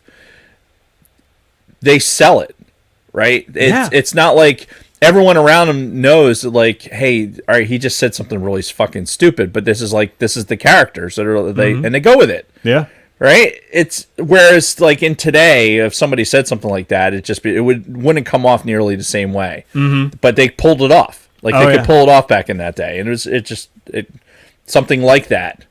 It just hit. Yeah, and there was a scene too in here. Where... don't even Dragon Buddy. Don't even get me started with Three Amigos. Yeah. Oh, jeez. Yeah, we'll have to have a whole episode dedicated to that Jesus. because Jesus. Yeah. I probably still know every line to that movie from start to finish. Oh, yeah. But we digress. So they walk into the Gasworks, and Wayne's explaining, "Oh, this is the Gasworks. It's a great heavy metal bar." And then Garth chimes in with, "Oh fuck!" And they got a pool table too. Oh, that's right. And they got a pool table too, which I thought again was fucking hilarious, and that just shows Garth's character. Oh yeah, because Wayne's like, "This is the Gasworks. It's a huge babe fest or whatever," and then Garth chimes in with the pool table comment. One of the quotable lines was that makes me feel kind of funny. Yeah, that came a little bit after this. Oh, is it? Because they haven't seen ramblings of a fucking madman. Yeah, because that's the next scene. Because as they're walking in, you can hear Tia Carrere and Crucial Taunt, the band that she's in, playing their song. Great band name, by the way. Yeah, great heavy metal band name, by the way. Mm-hmm. Anyway. But yeah, you can hear them playing as they're walking in, and Wayne's talking, but you don't really see them yet. You catch one quick glimpse. And then eventually, as they kind of start settling in, as they get through the crowd and everything, and Garth is trying to get through the big guy who won't let him past, then you start seeing the full body shots of Tia Carrere singing, and she's in showing She is in top form, as Yeah. as Wayne says, she's a babe. Yeah. So, oh fuck, I lost my. I'm gonna save this. We're almost there. Yeah. We're almost to the point where I'm gonna bring this. Yep. And yeah, so she's playing her thing, and then this is the first of two Dreamweaver moments that Wayne has, where he's like watching her, and then all of a sudden everything goes quiet except you hear, and she's screaming at him like, yeah, but you can't hear it. All you hear is Dreamweaver. I believe you can get me through the night. Yeah. Which did not care for this song listening to it on the soundtrack because it's on the soundtrack. Oh, it is, and I liked it. I always fucking liked skipped it every fucking time. I did not care for it. In context with the fucking movie, perfectly fine. On the soundtrack, skip. That was one of the ones I would always be sure to listen to all the way through. I'll bet you did. I did. Ooh, Dreamweaver. She comes off of stage, and these two guys are fighting, right? Because it's a heavy metal bar, so obviously fights are going to break out. Right. Knock beer onto her, and she gets all pissed and like fucking kicks the shit out of one of the guys. Right. Which is so funny because when she walks over to the bar and Wayne's talking to her, he's like, "Rough night, huh? Everyone was kung fu fighting," and he immediately is like, "Ugh." It's that moment. We've all had that fucking moment where the second something leaves your fucking mouth, you're like, "Fuck, that I was said that." Yeah. I mean, and I still do that to this day. You know, I say something and then immediately regret it. I think I posted it in on our Discord server. It's like, you know, it's that rewind. Like as soon as I talk and I'm replaying it in my head and realize, I should not have said that. And of course, her response was, "Yeah, yeah." It's great. This whole movie is so fucking smart. It's so much smarter than you would think for two like long-haired heavy metal guys just saying, "Party on, man, party on, party on, Wayne." It's the dialogue, the script, and the performances are all just fucking spot on and just so well done. Did you have anything else? Because this is the point where Garth had the line, "She makes me feel kind of funny." Yeah, makes me feel kind of funny, like when we used to climb the rope in gym class. Yeah, which I remember that quote was one of the main scenes that they would use in the commercials for the movie. Like the commercials like 15, 30 seconds. Yeah. But that's one of the ones that they would play every time. When I was working on, because I had a Garth impression that I would do after this movie, and this was one of the lines that I would say a lot when I was doing my Garth impression. Just because, for whatever reason, this is just one of the ones. So I use this line a lot. Makes me feel kind of funny. I don't know if I'd have to work on Garth again. Yeah. To get there. After this scene, we flip back to Benjamin, and he's in there with his second guy in command is Kurt Fuller, the actor, who's a character actor who's been in fucking everything. Yeah. I remember him mostly as like the main bad guy from No Holds Barred. He was also the sheriff in Scary Movie. He's been in so much shit, but I fucking love that actor. He's so funny. He's so good in this movie. I love his character in this movie. He's great. And you really get these hints too, because at the end, spoiler alert, he turns to the good side, right, and helps the guys out. But you see that hint even in this first scene with him, because he's very kind of sympathetic to. He's like, kids understand, or kids know when somebody's being fake, and kids can spot this. Whereas Noah's like, kids know dick, right? But like. Right from the start, Kurt Fuller is a much more sympathetic character than obviously Rob Lowe or the fucking Noah's Ark guy. Rob Lowe's a fucking snake. Oh yeah, very much so. But we had this fucking crazy piece of dialogue. This is like one of the only things in this movie that I don't know it would play very well right now, where they're talking about Kurt Fuller's character, the producer, and like how he's produced several hit shows. Like, oh yeah, he's done Late Night with Bob and Phil, blah, blah, this, the African American Digest, and Noah's like, I've never heard of that. Rob Lowe's like, it's on very late. Yeah, he won several awards. Yeah, but I mean, just that was just a little uncomfortable. I think watching it this time, I'm like, just because of the smugness and the way Rob Lowe smiled when he's like, it's on very late. I'm like, I don't know if that would play very well today, but we'll just move on. It won several awards. Yeah. Good stuff though. My favorite line out of all this was when what's his nuts Brian Murray gets up and says, I'd like to think about this, and Rob Lowe goes, of course you would. Yeah. As he's going out the door. Oh yeah, because they basically frame the whole conversation to where you make him think that it was his idea, and then you're like, oh, that's a great idea. That's a great idea. Like, wow. Because they're trying to sell him on being an advertiser for Wayne's World, right? Which they haven't even bought at this point. They haven't even made the deal. Do you think it's wise to sell a show that we don't even own? Yeah, that's another great line. After this, we move to the garage scene. Ning hai ding do wa. Ning hai ding do wa. Stop it! You're scaring me. So Wayne's already he's totally obsessed with Cassandra, Tia Carrere's character. So he's learning Cantonese. He's got the fucking the headphones on and everything. Spoiler alert, she's Hawaiian. Well, we don't have to worry about that. But in researching this movie, apparently Mike Myers speaks fluent Cantonese. That's bullshit. That's what I'm seeing. He's not. He doesn't. None of that dialogue is really Cantonese. So I did a lot of research, and because I thought the same thing, I'm like, they're just speaking some kind of gibberish, right? So I googled it, and no, most people agree that speak the language say the dialogue is accurate. However, the accents are really off. They said both Mike Myers and Tia Carrere's accents when speaking the language seem very weird to them, but they said that the dialogue is spot on. I don't buy it. I don't buy it. Trust me, I've seen it from several sources. I saw some of that too, and I also saw some of it that says that she didn't understand anything he was saying. Okay, all right. Well, either way, that's what I came up with in my research. So you can all do your own independent research. Definitely don't take any of your truths from Dave or Jason. I don't. Yeah, Dragon Buddy says he speaks fluent Cantonese. I mean, I saw the same things online, and I'm like, okay. I mean, he's Canadian. That Canadian accent comes out several times during the course of this movie. Yeah. I mean, they're in the Chicago, right? So I guess whatever. Yeah. Anyway. We had another great one-liner when Garth's like, I've never seen you so mental over a girl. Are you going to get married? No, because it says marriage is a punishment for shoplifting in some countries. Yeah, that was his response. Yeah. The guy was like, Garth, marriage is punishment for shoplifting in some countries. So I thought that was hilarious. Mm-hmm. Then they pay for the inspection, which barely passes, obviously. Right. Garth's like playing with the drill, and he fucking like basically keys that other fucking car. He's like, I think we should go now. That's not a drill, Jason. That is an impact wrench. Whatever. Anyway, so you're throwing off my concentration. You need to stop.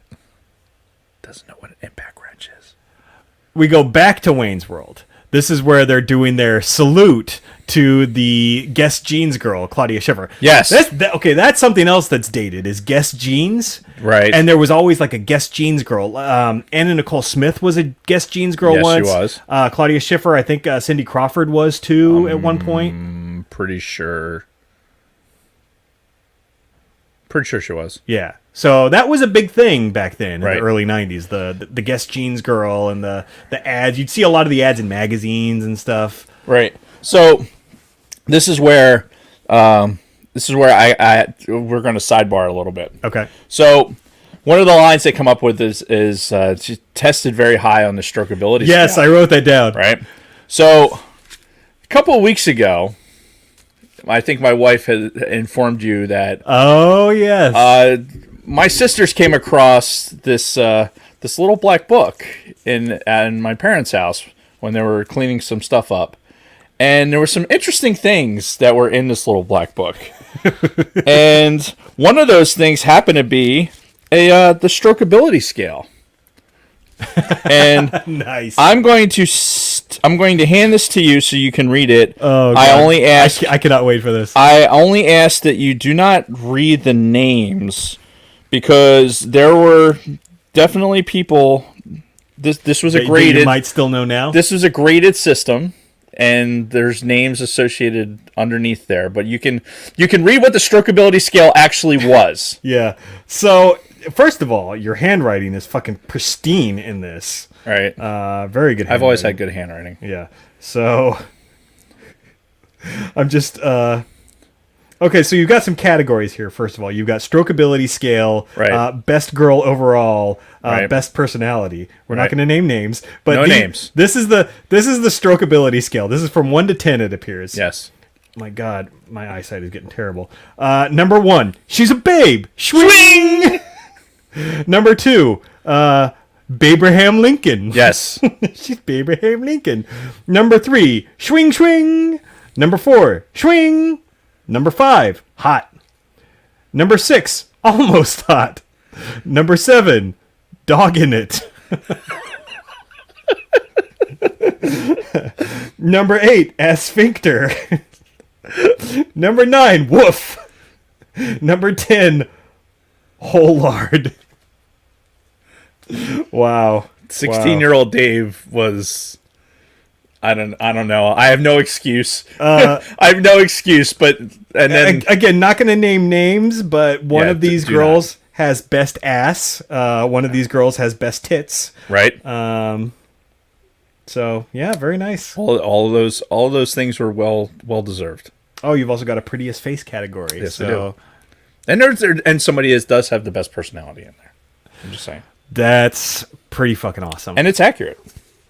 All these were accurate. So, yes, thank you to my sisters for coming up with this and finding this. It's fucking hilarious. We're going to keep this here, as a matter of fact. That way it can't come back to haunt me. Yeah. Back in my own home. But, yes. The strokeability scale, folks. Yeah. As I was watching this, too, I'm sitting there thinking, like, ooh, we should do something like this on the podcast every week, like a Babe of the Week kind of thing. We have the scale. Where would she be on the strokeability scale? Yeah, we have the strokeability scale. This week it could be like Anna Kendrick. You know, 16-year-old Dave already built it for us. All right, we may have to implement that as part of the show. We'll put it as a Patreon poll. See if our patrons want us to do that, like a Babe of the Week kind of thing. See, General Chantel says commends me for having a personality section. Yeah. It was low and off to the side, but it was there. Oh no, it was right in the middle. Stop it! It was right in the middle.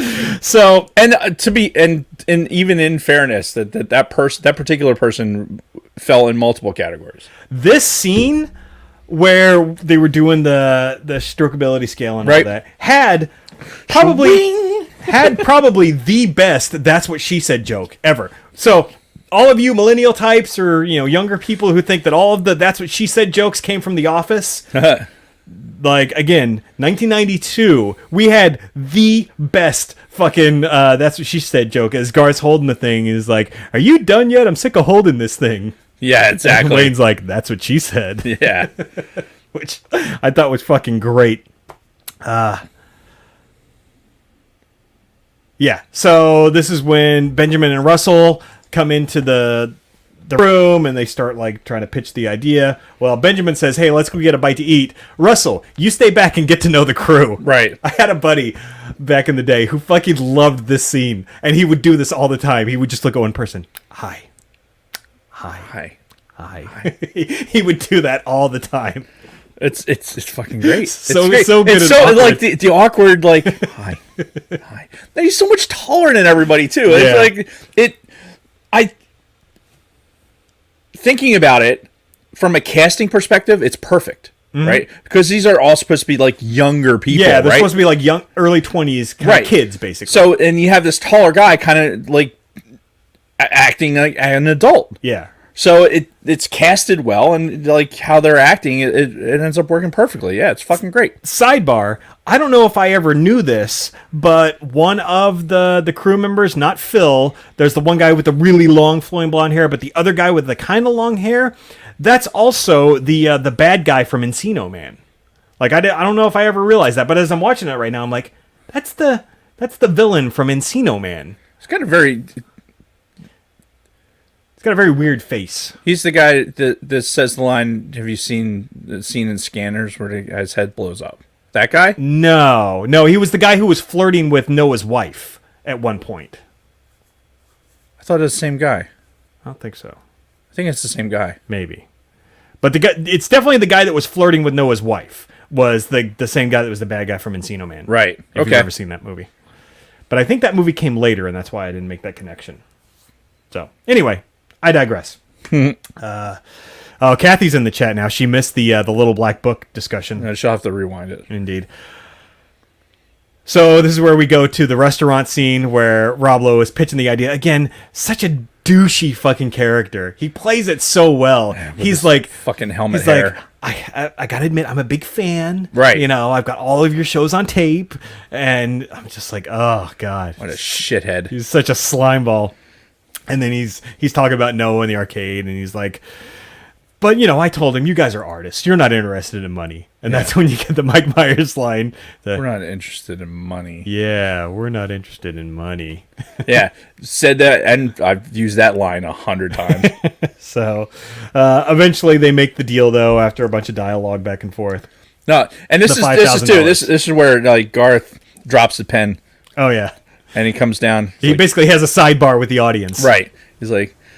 And basically calls out, it's like, does this seem weird? Like, fuck, I forget why what he does this guy have contracts? Did you ever see that episode of Twilight Zone? That's where right, yeah. Dude signed the contract, which I know Chantal in the chat is a huge Twilight Zone fan, so... Was that a real episode, by the way? General Shinobi? Was that really a Twilight Zone episode where the guy cut his tongue out and it... I thought I saw something that it wasn't an actual episode. Okay. But that could have been... Was there another Twilight Zone reference? If that was the only one... That was the only one that I remember. Yeah, I'm pretty sure that wasn't an actual episode. Okay. But if we have a Twilight Zone expert in the chat, then please educate us. Yeah, which I know Chantal is, so she'll tell us. Yeah, so I think after this we go to the Cassandra's party. Because Wayne asked her out at the gasworks. She said, here, you can come to my loft. We're having this party here. And they show up. And then, it's, of course, after they got the $5,000. So, we got $5,000. We got $5,000. We got $5,000. So, they're dancing in the streets, and they're excited. They get to her lot. We have the second Dreamweaver scene where he's looking at her again. Ooh, Dreamweaver. I believe you could get me through the night. We had a sequence that comes back a couple of times where the one long-haired dude is like, I love you, man. I love you too, Terry. No, I love you, man. My friend who liked the high scene, he also really fucking loved that one too. So... The I love you, man. He'd always walk around. I love you, man. Thank you. Anyway, we get a funny shot where, again, this is so much of it is kind of ridiculous and sort of breaking the fourth wall a little bit, or just being obviously. I don't even know how to describe it, but it's Wayne as he's walking towards Cassandra, but he's not walking. He's like floating. Yeah, it's like on that conveyor belt. It's yeah. Well, everybody else is walking. Right. Everybody else is doing their thing. He's just gliding. And then you see Stacy, and it's like... yeah, and you hear the psycho music. And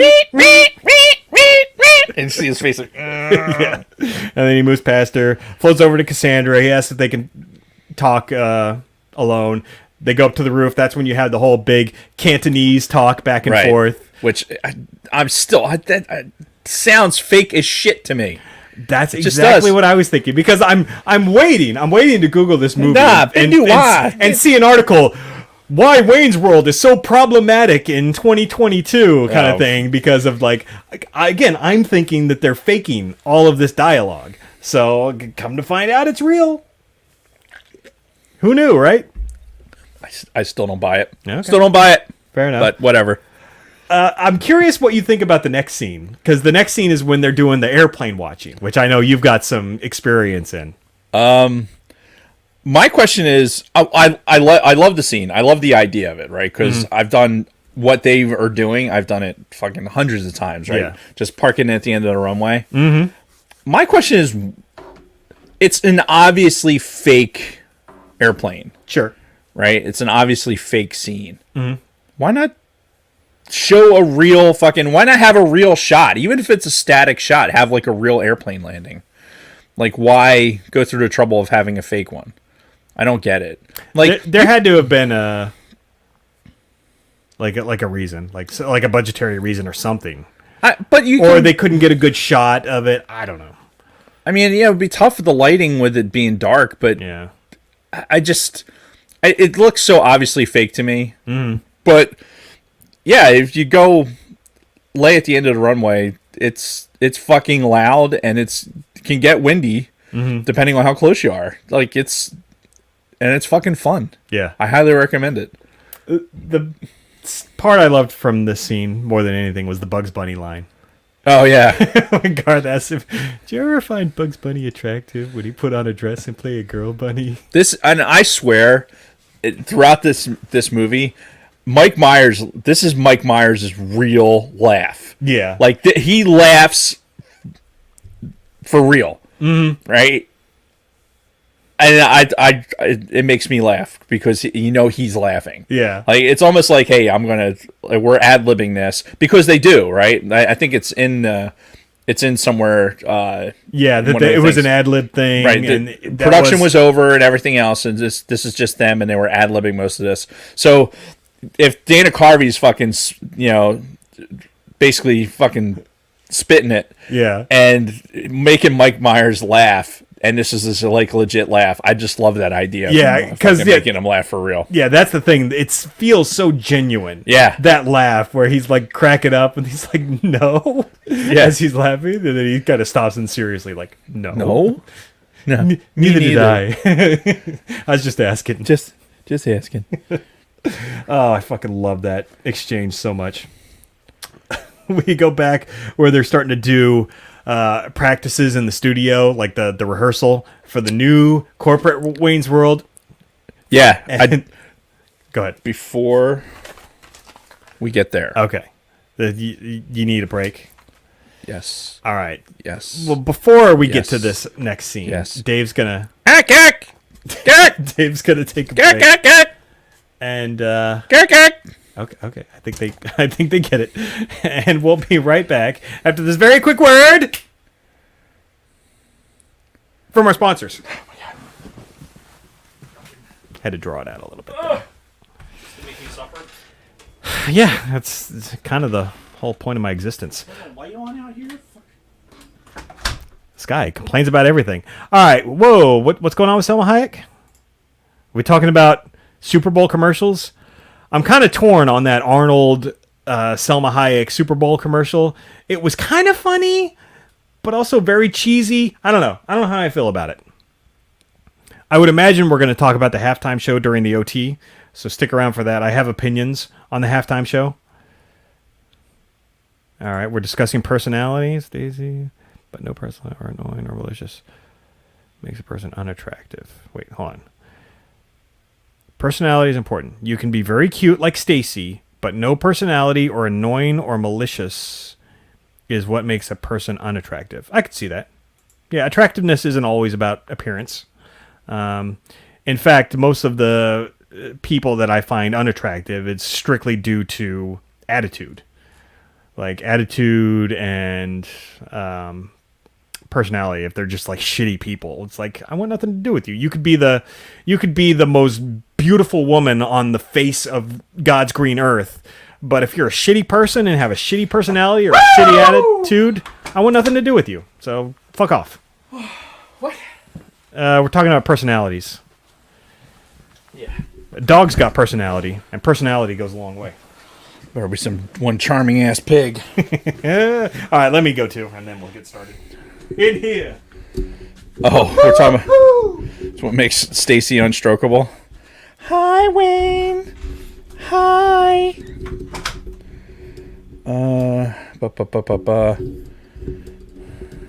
My husband is shaving my kid's head in the middle of winter.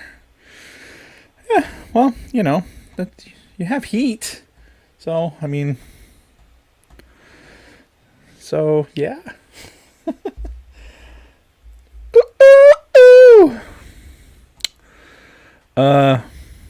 One day I will pee on the side of the house. I don't know what you're talking about. There's no there's a fully functioning bathroom right over there. I'm not saying we use it. I'm just saying it's right over there.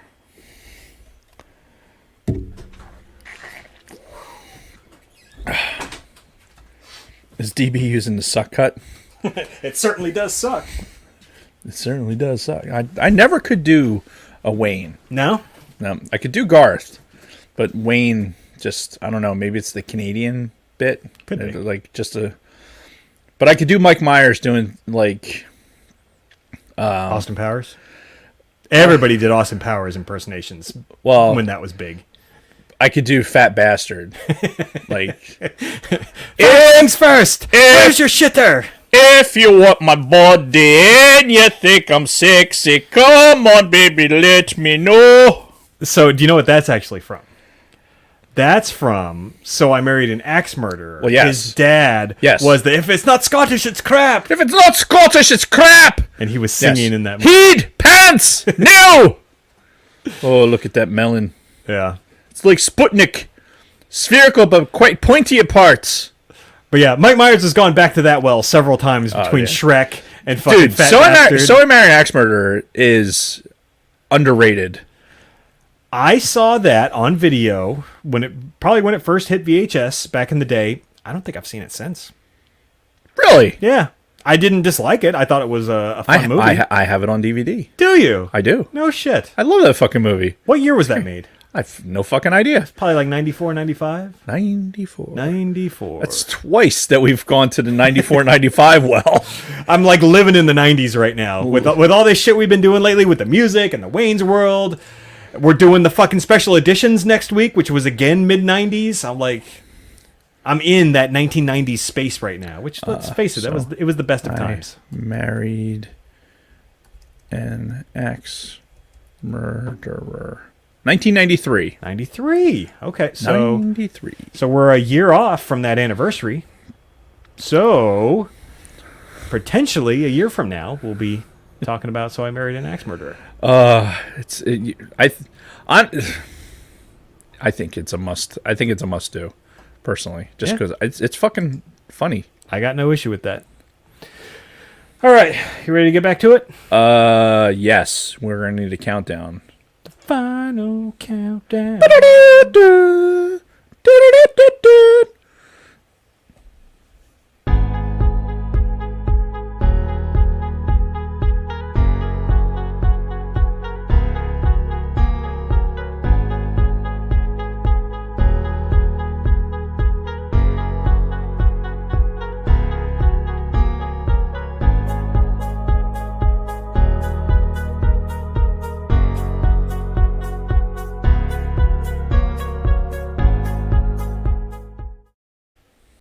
And we're back! So, they go to rehearsal.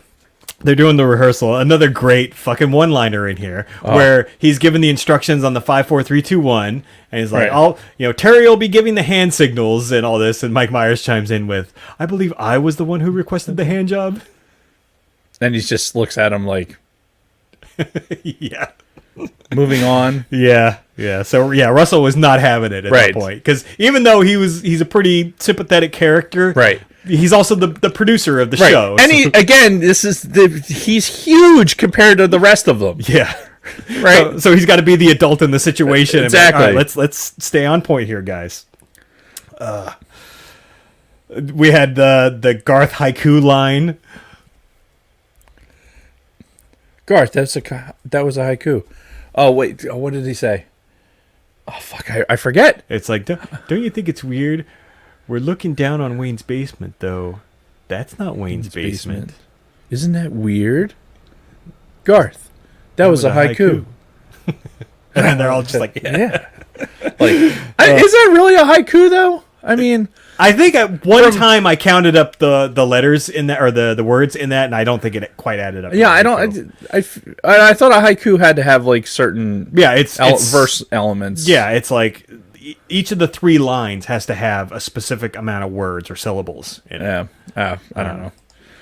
I have to revert back to like fucking sophomore year English class. Yeah, and I've definitely brain dumped all of that fucking bullshit. Mm-hmm. We come up to one of my absolute favorite scenes in the whole movie is when they do the blue screen. Oh God!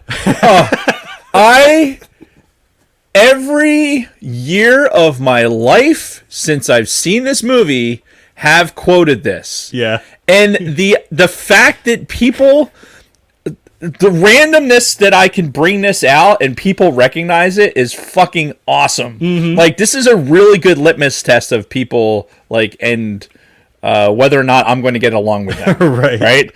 Like, when you start going, hey, I'm in New York, and they go, I have a gun. Let's go to a Broadway show. I've got a gun. Let's go to a Broadway show.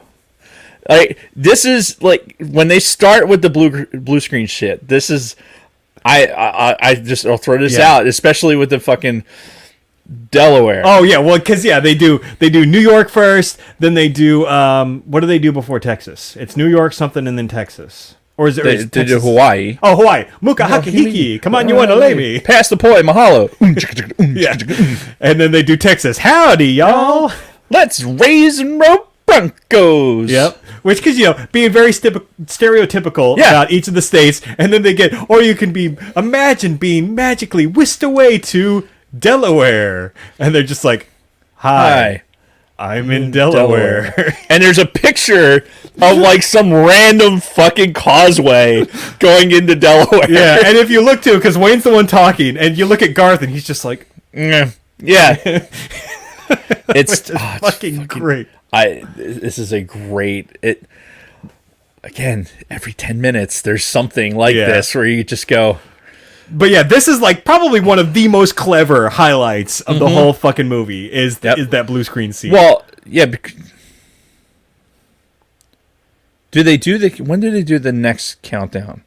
Oh, they did the countdown right before this, where they're nodding along. Well, they're nodding, right? And then they have to, because before they get to this, and when they're doing the countdown on the floor itself, and they're like, you're nodding, and then there's like, okay, in 5, 4, and they're like, like the face that Mike Myers is making, like trying to not make a sound or anything else, and Terry fucking loses it. Yeah, because he fucks up because he goes 3, 2. He says 2, and then he smiles. Which something tells me that was like an outtake, like an ad lib kind of thing, where he was supposed to do it normal, but he said 2. If you're looking at that face, if you're looking at him making that, him and Garth both making that face, I don't know that I could have held it together. There's no fucking way.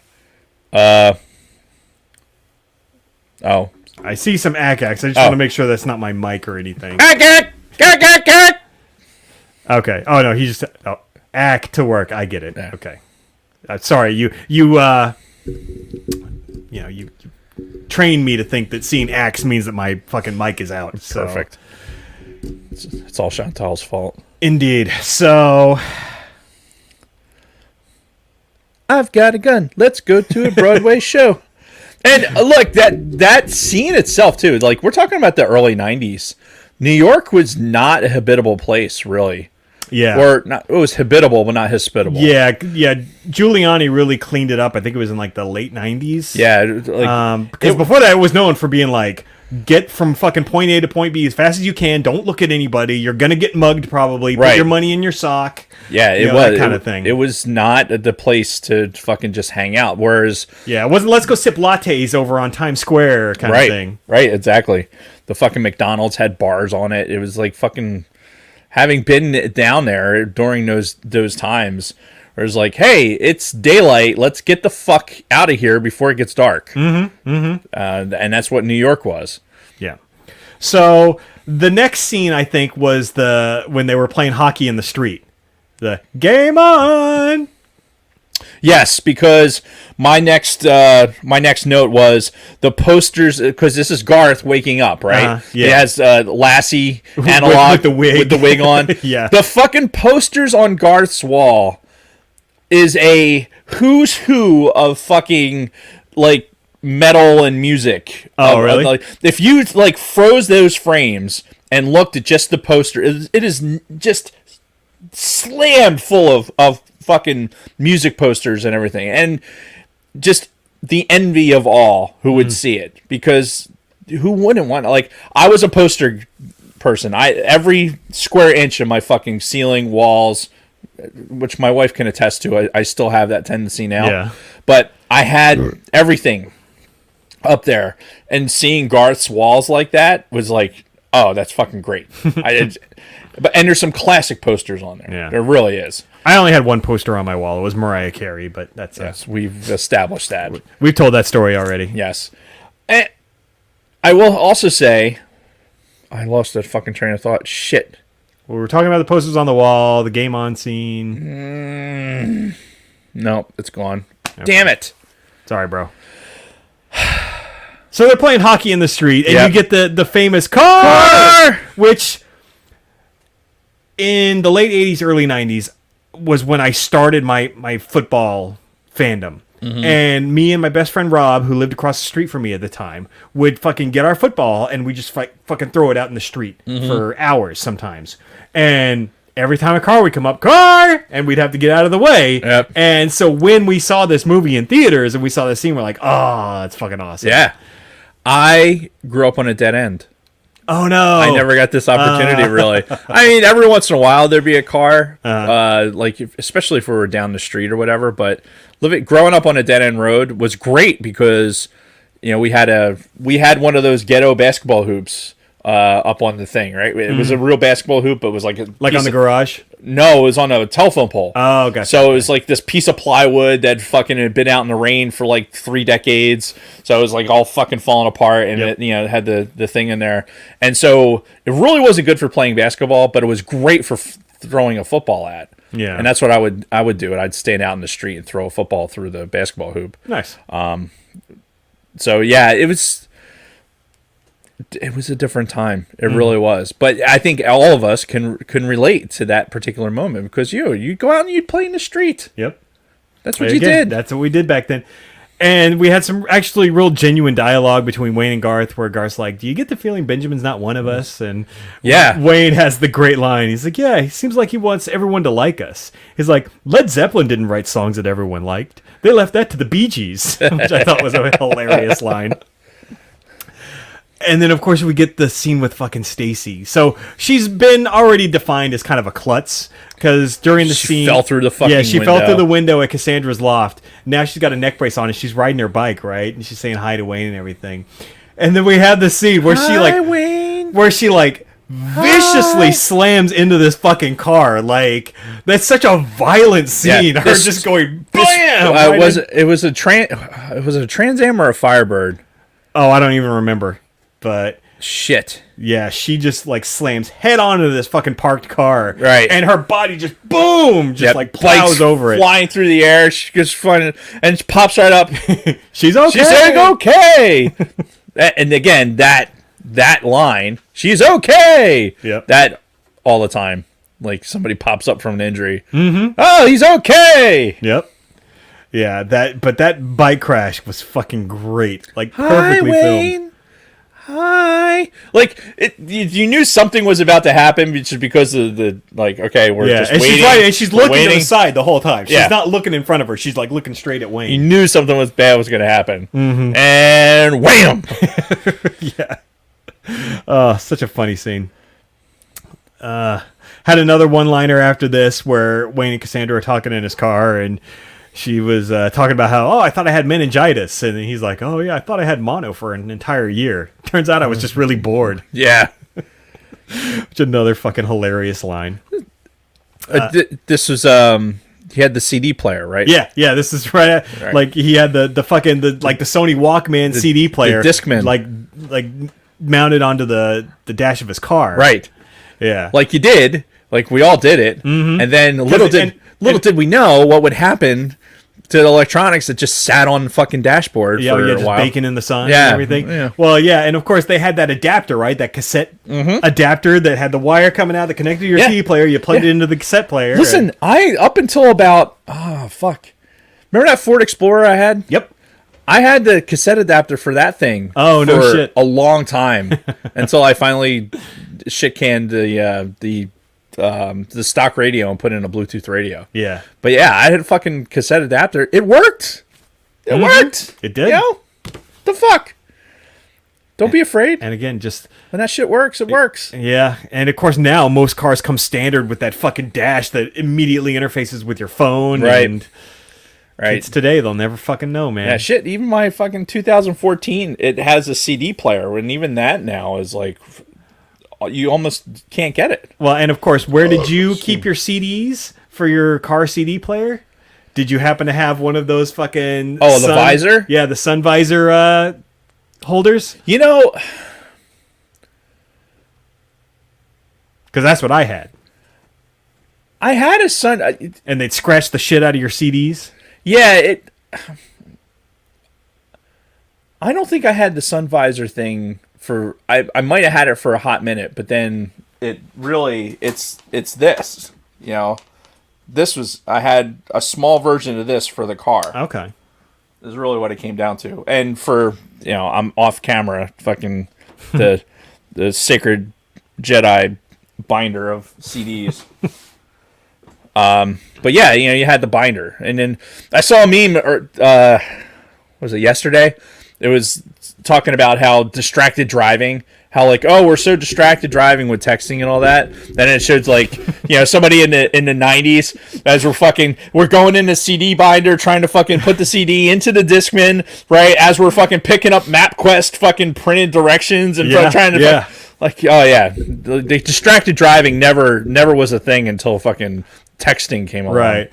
I legitimately remember driving down the road one morning, this is in high school, and seeing some guy on the fucking freeway with a newspaper open over the steering wheel, sipping fucking coffee. Oh, yeah. I'm like, are you fucking kidding me? Listen, I've done some crazy shit in the car. I may or may not have read fucking books while I was driving. The fact that I haven't died in some fucking kind of fiery crash, knock on wood, that wouldn't happen. But yeah, it's a goddamn miracle. And driving a stick shift too, by the way. Oh, doing all this, driving a stick shift. Absolutely. Hell no. Yeah. All right. Moving on with the movie, we get probably the most memorable one-liner in this when he goes back into the guitar shop. And he goes to try the Fender Stratocaster again. And he starts to play Stairway to Heaven. And the clerk just immediately stops him and points to the sign that says no stairway to heaven. No stairway. Denied. And a shocked look on their faces. Like Tia Carrere and him both are like, oh my God. Yeah. How could they? Which I guess that's based on a real thing that happened in the UK. I guess music stores would ban people from playing Stairway to Heaven on the guitars in the guitar shops because everybody was going in and doing that in the 70s or something. For the half a second that I was trying to pick up a guitar and do something with it, like a couple of notes that I could play were the beginning of Stairway to Heaven, right? Because it's relatively simple. Yeah. And I could see why people would do that. Sure. Like, I bet you I could probably fucking thumb my way through it there because it's relatively simple, right? Yeah. And I could totally see that. People going into the guitar centers or whatever and fucking like, oh, I can make this noise. Right? And it's, look, I bring this up now. Somebody way early in the chat, I think Alan from the Press Play, who did our amazing intro video, had mentioned something about like if he never heard Stairway to Heaven again, he'd be happy, man. Listen, I think me personally, right? Sidebar. Me personally, like Stairway to Heaven, while yes, it is definitely it's definitely an overplayed Led Zeppelin tune, right? Led Zeppelin has a whole fucking catalog of music that's on par or better than that particular song. I'm partial to Kashmir myself. Right. That's my favorite Led Zeppelin song. Hey, Mama, send the way you move. Right. But that's not it, but whatever. No, Kashmir's Chase Utley's intro music. That was Chase Utley's intro music, baseball. Who? Chase Utley. Okay. The second baseman for the Phillies back in the 2008 World Series. That was his intro music. That's great. Just fucking puked that out of my brain. Anyway, so I think that if I had, when I was growing up, I had the LP for Stairway to Heaven. And, my parents had it. And putting it on, can imagine if I could just sit at my record player and put it on a record and just sit there and listen to the kind of the just the little crinkly, scratchy, beginning of it, and then start listening to the beginning and get that like stereo sound from the LP. Sure. I think I would enjoy it.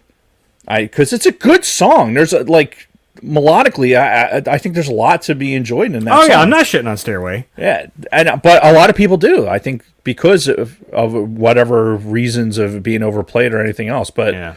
I would love to get that LP again. Yeah, because that's one of those that I would like to have. I'm of the fan. I mean, listen to the show for fucking half a minute. Right? LPs to me are the perpetual music. Aside from being melted in a nuclear fire, like that's something that even you can play it without electronics. Yeah. Right. You just have to. You could make something that's going to play a record. Well, at least I could. Right. So, I know that I'll be able to listen to fucking Star Wars, the 1977 pressing of the LP that I have. I could listen to that even if fucking the world ends. So I don't know. So LPs are one of those things that's why I would like to have. I'd love to have that fucking Led Zeppelin LP. What album was that? Oh, I have no idea. Oh fuck! I used to know that. Anyway. Moving on. I've been holding that sidebar off for fucking since he put that in the chat like fucking 2 hours ago. Gotta address this. Mm-hmm.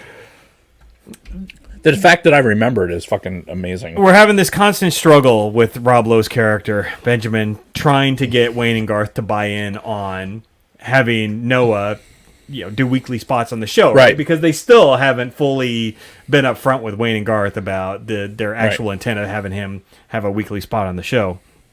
And this is where we get the scene, the corporate sponsorship scene, the huge break into the fourth wall. No. Yes. Not yet. We gotta go back. Okay. To we didn't talk about Garth playing the drums. Oh, right. Apparently, like I didn't know this going into before watching Wayne's World, but apparently Dana Carvey like legitimately could play the drums, which is interesting because he's a pretty good musician. Like I know from his stand-up, watching a lot of his stand-up stuff, he plays the piano and the guitar really well. Yeah, so him sitting back behind that drum kit and actually playing it was all legit. Yeah, and I never knew. Like sitting there watching the movie, like I had no like where the fuck is this coming from? Yeah, because they could have easily faked it because you don't really see the sticks too much as he's playing because they're blocked by the drums and everything. Yeah, so they could have faked it, but apparently that was all him. Yeah, and I found that out later. I'm like, that's fucking awesome. Listen, I'm not a musician. I never had that ability, so I'm always amazed by people that can do it, and I guess jealous of that ability. Yeah, and see him just sit there and like bang it out, and then afterwards have the person come up to like that was amazing, and he goes, "Thanks, I like to play." And then, anyway, that was one of my notes. Yep. And then Benjamin. I guess we're on blah. So yeah, before it starts off, the scene starts off with him and Kurt Fuller's character, right, up talking, in the booth, yeah, right? up in the booth talking. Like, did you talk to Wayne yet? He's like, yeah. I did, but he wasn't really receptive. And like, well, we'll just tell him that he signed a contract. Yeah. Oh, that'll go well. Not. Yeah. I'm sorry. Yeah. Like he's apologizing for fucking sounding like them. So again, he's like adapting to these guys because he's one of us. Yeah, he's picking up on the vernacular and everything, and he's again very sympathetic to them. So then we go down to the floor, and that's when we have the whole "I will not bow to any sponsors" scene where he basically goes through the whole fucking PepsiCo repertoire. You get Pizza Hut, you get the Doritos chips, you get the fucking the Pepsi itself, all owned by the same company. Right. Again, I'm going to rewind you a little bit. Okay. Because the scene where Rob Lowe comes down and he talks to Garth specifically, right? Before he gets there. Was that around this time It also? was just before this because okay.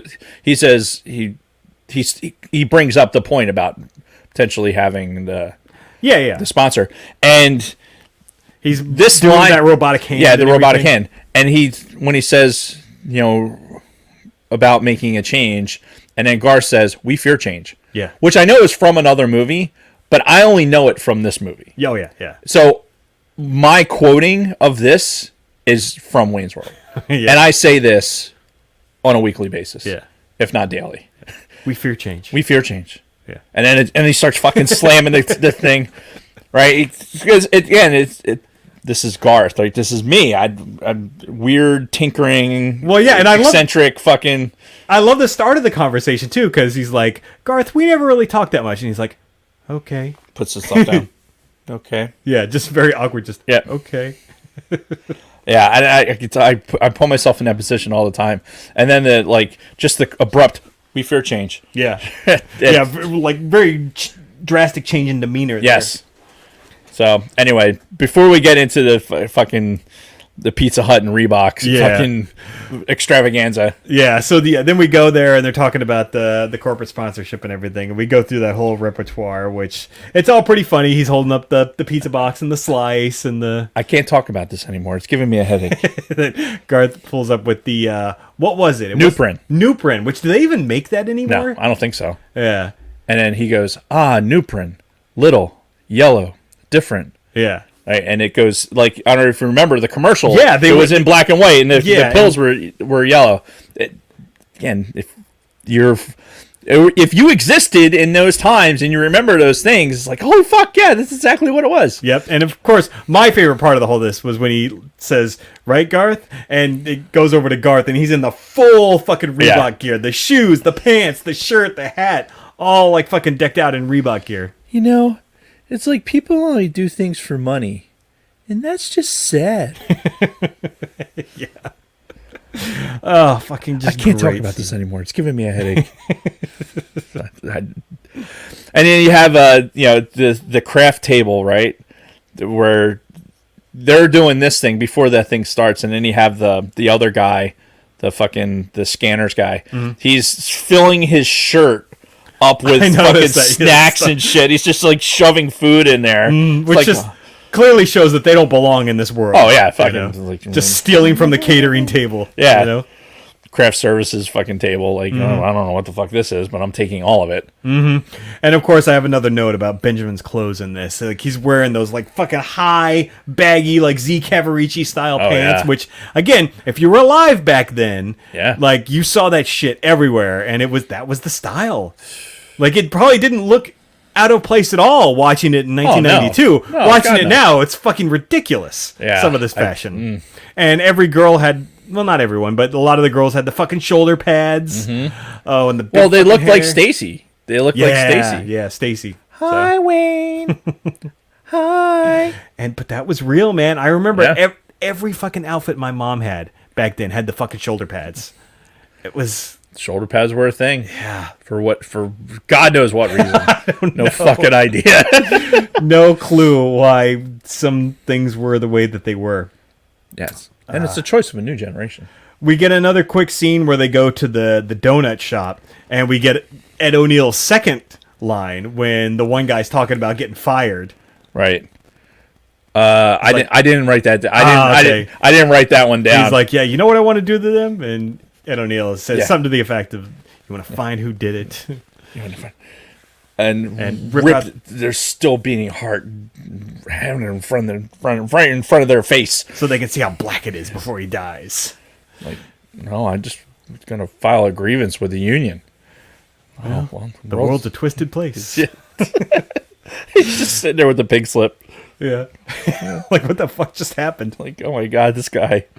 Yep. We moved on to the scene where Wayne and Cassandra are in like her room, the camera 1, camera 2 scene. Right. And again, something that gets used all the time.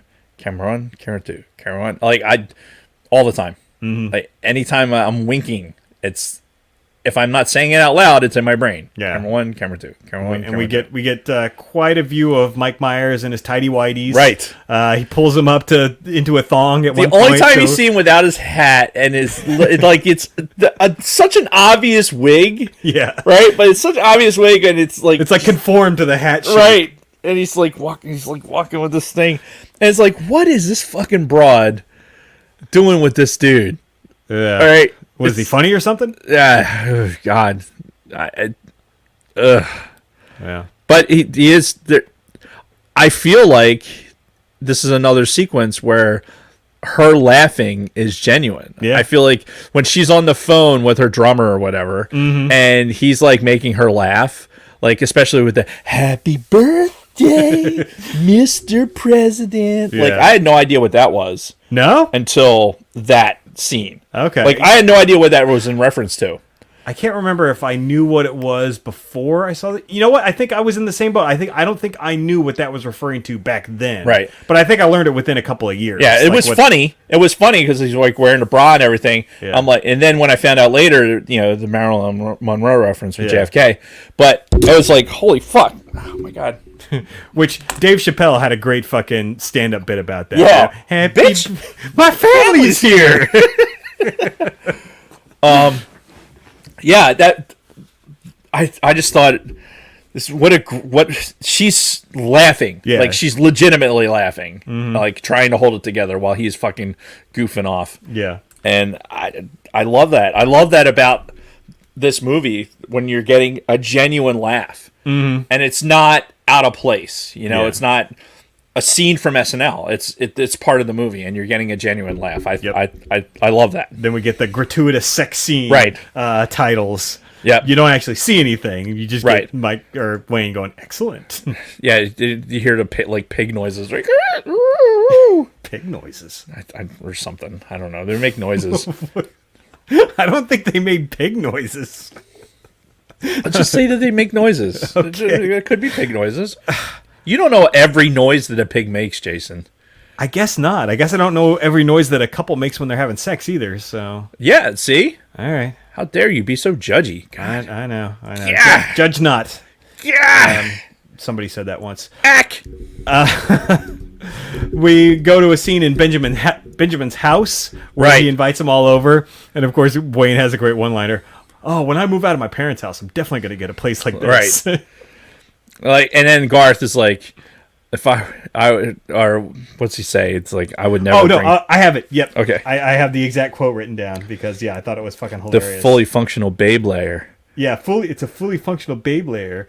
Women are helpless to its powers. Right. Yeah, then the when he goes into it goes into his book, purchase a feeble public access cable show and exploit it. Wow, I hate to be those guys. Yeah. Oh, very oblivious at that point. But yeah, this is also where he has the 3 books, like the How to Right. Pick Up Chicks, and it's like, why does this guy Right. have these books? Like, is he that like insecure? He's smooth. Yeah, I'm sure. Rib for her pleasure. Ew. Which, listen, at that age bracket, I'm like ribbed. That was the first time I had Like- ever heard that phrase. Rib like, for her rib? pleasure. Yeah. But I always knew what it meant after that. Yep. Same. So, God. This was also where he gives them the Alice Cooper tickets, the backstage passes Right. and everything. And then the next scene, it shows them driving through Illinois Right. and Milwaukee or Wisconsin. All of these exterior shots, very obviously California. Like, as I'm watching it last week, I'm like, that's so California that they're driving around. Like, it's not even funny. So I looked it up, and yes, I was correct. Most of the exterior shots are California, except in the very beginning when you see some of the more specific places, like the cars stacked up and a couple of the shops. Right. Those were really done in Aurora, Illinois. The White Castle. This guy didn't know what a White Castle was until 1997. Never heard of it. Didn't know a thing about White Right. Castle until I moved to the East Coast. Right. So, It's one of those things that exists. Like, okay. yeah. It wasn't until you see one for real, you're like, oh, that's a real thing. Yeah. Oh, shit. Yeah. So Yeah, but anyway, a majority of these shots, like when they're driving to the fucking Alice Cooper concert, all those exterior shots are fucking California until they get to Shots Brewery from Laverne and Shirley, which, again, this is one of those references that anybody today would have no fucking clue what's going on. Facts. But those of us who grew up at the time, like, I knew that Laverne and Shirley We're gonna do it. Yeah, because my family, like my mom's extended family, anytime I would go visit them, they'd always have something like either Happy Days or Laverne and Shirley playing. We're gonna make our dreams come true. Yeah, I cannot sing in that octave We're gonna at all. do it. But I know the song very well. Go now. Got a dream that we can show now. We're gonna make our dreams come true. Very good. So yeah, they had this whole. We won't try. Okay, I think they get Never it. heard the word impossible this time. All right. Dave obviously knows the song. Fuck, you threw me off. Yeah, so they're going through this whole sequence redoing the Laverne and Shirley intro, and then all of a sudden they're like, wait, we've got fucking backstage passes to Alice Cooper. Yeah. What I thought was great was they say that line, and the glove that they put on the bottles they wave to comes back around. Yeah. Like, it's one of those things where in the Laverne and Shirley thing, I don't think you see. It doesn't come back You around. see the glove later in the fucking intro, but not right in that scene. No, it's shot a little bit different in the Laverne and Shirley, but to see it come like back around like that, I was just like, that's fucking great. Yeah. So I don't know. It's just one of those little things. Yep. Then we go to the Alice Cooper concert where he's singing "Feed My Frankenstein," which I'm trying to remember if that was a single before this movie or if it was just for the soundtrack. But I had no visibility of Alice Cooper whatsoever until this movie. yeah, he had a couple of random like singles that actually made it to my radar throughout the 80s and 90s. Not very many. But him in this fucking movie were great. Oh, yeah. When they go backstage and they go into his fucking room. Well, before that, they get lost. Which that's like right out of fucking Spinal Tap. The whole going backstage and like trying to find the fucking stage and everything. But they go outside. They're like, fuck, I think we took a wrong turn or whatever the line was. Right. And then they come up to Chris Farley, who's the security guard for Mr. Big, Frankie Sharp. He gives From Sharp Records. Yeah, he gives them this whole exposition about where he's going to be. He's Right. like, oh, that security guard had a lot of information. So this was something, going back into this rewatch, that I had in my head, because I knew this Chris Farley scene, right? I remembered that. And for some reason, I had in my head that this movie was filled with SNL cast members. Because we know all these SNL movies that they made during this time loaded with current and previous SNL cast members. So I was thinking the same thing for this movie. Right. When we got to Chris Farley in this rewatch, I realized, I'm like, we haven't seen anybody else from SNL in this movie. And we don't again. He's pretty much the only SNL cast member that we see in this whole fucking movie. And this is Chris Farley's first time on screen, too, like in a movie. Oh, yeah. It's his first movie. Yeah, because Tommy Boy came out a year or two later, I think. Oh, man, we need to do a whole Chris Farley thing. Yeah, oh, yeah. Like, he was... yeah. But this is the Chris Farley character, though. He does it perfectly. Yeah. With the hand gestures on the way to Detroit. Yeah, that is Chris Farley incarnate in that character. And it was just for one quick scene. Then they go back and they make their way to actual Alice Cooper's fucking backstage. And I guess he... Again, if you... they got passes. Go ahead. Yeah, and they're sticking their passes in anybody's face that'll look... Yeah, that's what you would do. Mm-hmm. Like, oh my God. Like, if you ever had that fucking kind of access. Yeah. And so allegedly, if the stories are to be believed, Alice Cooper showed up on set thinking he was going to do the concert scene and like one line of dialogue in the backstage. And when he showed up on set, they handed him this whole fucking script that had like all this dialogue that he spouts. Milwaukee. Yeah. Which I guess he was known to be like a big historian and bookworm. Right. So they're like, oh, well, let's go with this and let's write all this dialogue for him. So, and he performed it perfectly. Oh, yeah. And he said one line, I can't remember what it was that he said, and then one of the other guys, like in the band, is like, oh, I didn't understand that, Alice, or tell us more, or something like that. Oh, no, it was, no, he said, and wasn't Milwaukee like an Indian reservation or something like that? No, it was like, that's not the first time. Settlers took interest in in Milwaukee. That's right, Tom. Yeah. Right, he turns that whole back and forth. Yeah. Was fucking hilarious. And they played it so well. Like, you would yeah. never Completely imagine deadpan. this kind of He's dialogue. in the fucking makeup. Like, it's like, there's like broads all over the place and fucking, they might as well be snorting coke and doing whatever, but it's so calm in there. You're expecting something completely different. Right? And then he goes into this fucking, the Milwaukee. Yeah, and that's when you get the line from fucking Wayne. It's like, does this guy know how to party or what? Huh? Like, no. Yeah. But I fucking laughed when he said that too. That was just fucking hilarious. And then subsequently you get the "we're not worthy." Yeah. We're not worthy. Which that was a mainstay. Yeah, that was a mainstay from the Wayne's sketches. And what I didn't notice or I may have noticed, but noticed more recently, is that Alice Cooper actually does the like. Oh yeah, he puts the hand out. He puts the hand out like kiss this. the rings, bitch. Yeah. Kiss the rings, bitch. I'm Rick James. Yeah. So that was hilarious. Then we get to the first show. Like the first show. Right. The official filming. And there's so much to unpack in this scene. Like, so much going on. When they get there, and again, they got the narrator guy. Right. Like, they've got all the production going on. Wayne's World, party time, excellent. Party on, Wayne, and party on, Garth. Wayne's World. And yeah, the guy calls Garth up to the podium. He's like, "Is your last name pronounced Algar?" He's like, "Yeah." Oh, no, he's like, "Okay." Wayne! Oh, man. Yeah, like this whole scene is just fucking brilliant. And when they let him know that Noah's going to be the first guest, and he's like, "What the hell is this?" What? Yeah. What? They see the sign come down, and what? This, yeah. I do that all the time. Like, when something's happening, I'm like, what? and then of course we've got the cue cards, right, with the interview questions. He takes the Sharpie, right.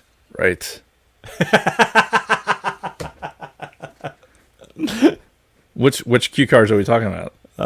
Where he mentions he blows goats. I have proof. Right.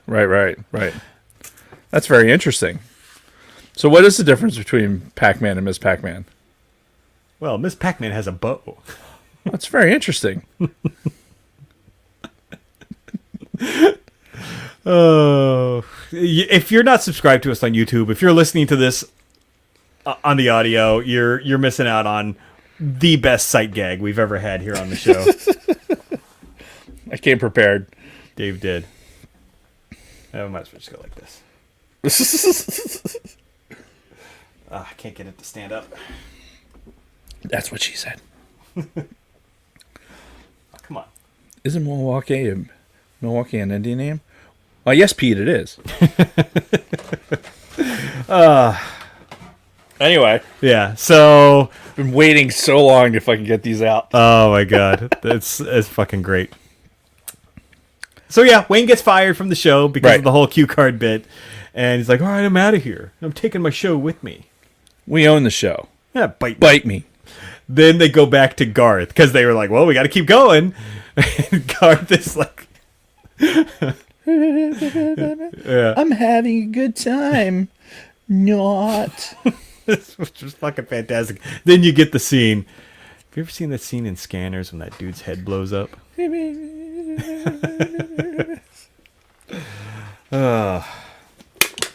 Which, didn't you just... Oh, denied. Didn't you just recently post, like, wasn't there a short on one of our Instagram channel, whatever, it had the fucking head exploding on the other side? Well, yeah, Lunar Girl created that short video, and it was of me saying, like, you ever see that scene in Scanners when that dude's head blows up? Yeah. And she did the exploding head emoji. Right. There. It was good. Very good animation. Yes. So anyway, we have this whole, like, explosion at the fucking studio. Wayne walks off. We go back to a plane watching moment where they're all in the car again, and now Garth's kind of pissed off because Wayne left, and now they're arguing, and this is where Garth's telling Wayne about Benjamin. He's like, he's got it for Cassandra. Right. He's got you totally snowed. Yeah, and this is where he's I love this whole fucking exchange. Like, well, A, chicks think he's handsome. B, has cool car. C, has lots of cash. D, has no visible scars. E, does not live with parents. And then F, you're a gimp. yeah, that was the great one where it's like, well, how about F, you're a gimp? Yep. You know what you could do with your, whatever the hell he said. Well, no, you know what you do with your list. You know what you can do with your show. You can take a walk. And then he starts. The plane comes over. And he's like, fucking. You can tell he's like super animated until the handlebars come off, and you have to get a crowbar until it comes back out again. You kiss your mother with that mouth? Which is, I've never heard that turn of phrase before until this movie. Really? Kiss your mother with that mouth? Yeah. See, now that I had heard before this. Never heard that before until that. Yep. So he splits up with Garth at this point. Go then. I will. Go. Fine. I'm going. Go then. I'm gone. Go. So he breaks up with Garth. Next scene, he breaks up with Cassandra because he's all pissed off. Yeah. He's all pissed off again, goes to Cassandra's house, and, he accuses her basically of sleeping with Benjamin. And she's like, well, you think that's how I get a gig? Could you be any more insulting? He's like, yeah. She's like, all right, get the fuck out. Yep. We go back to the donut. Well, then Wayne has a monologue where he's talking to the camera again. He's like, what the hell happened? And he's talking about how shitty everything is. And he's like, no. I'm sorry. Come on back. Yeah. I'm going to dump on you. And it's like, everything will be all right. Yeah, gives the thumbs up, which we've seen that screen cap many times. Yep. Then we go to the donut shop. We get Ed O'Neill's final line, but another fucking classic. This was my favorite of all of his lines. It's like, if you stab a man in the dead of winter, steam will rise from the wound. The Indians believed it was the man's soul leaving his body. No, the best is like he says that and he's like, yeah, Glenn. Yeah, you got two guys in like suits sitting next to him. I was like, okay, Glenn. Yeah, okay, Glenn. But yeah, I fucking loved that Garth playing with the donuts. Mm-hmm, he'd be like, hey, Mr. Donut Head, man. Oh, what the fuck? He's like, no, hey, Mr. Donut Head, man. Fuck. It's like, he's trying to kill me or something. I don't know, but he better I don't know, but you better not. And then he's stabbing the donut.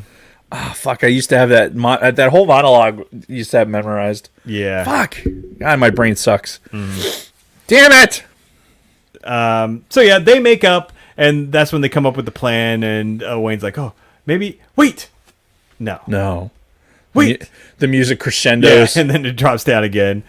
And yeah, then they come up with the whole idea of like Frankie Sharp and getting Cassandra to play for him and everything. Then yeah.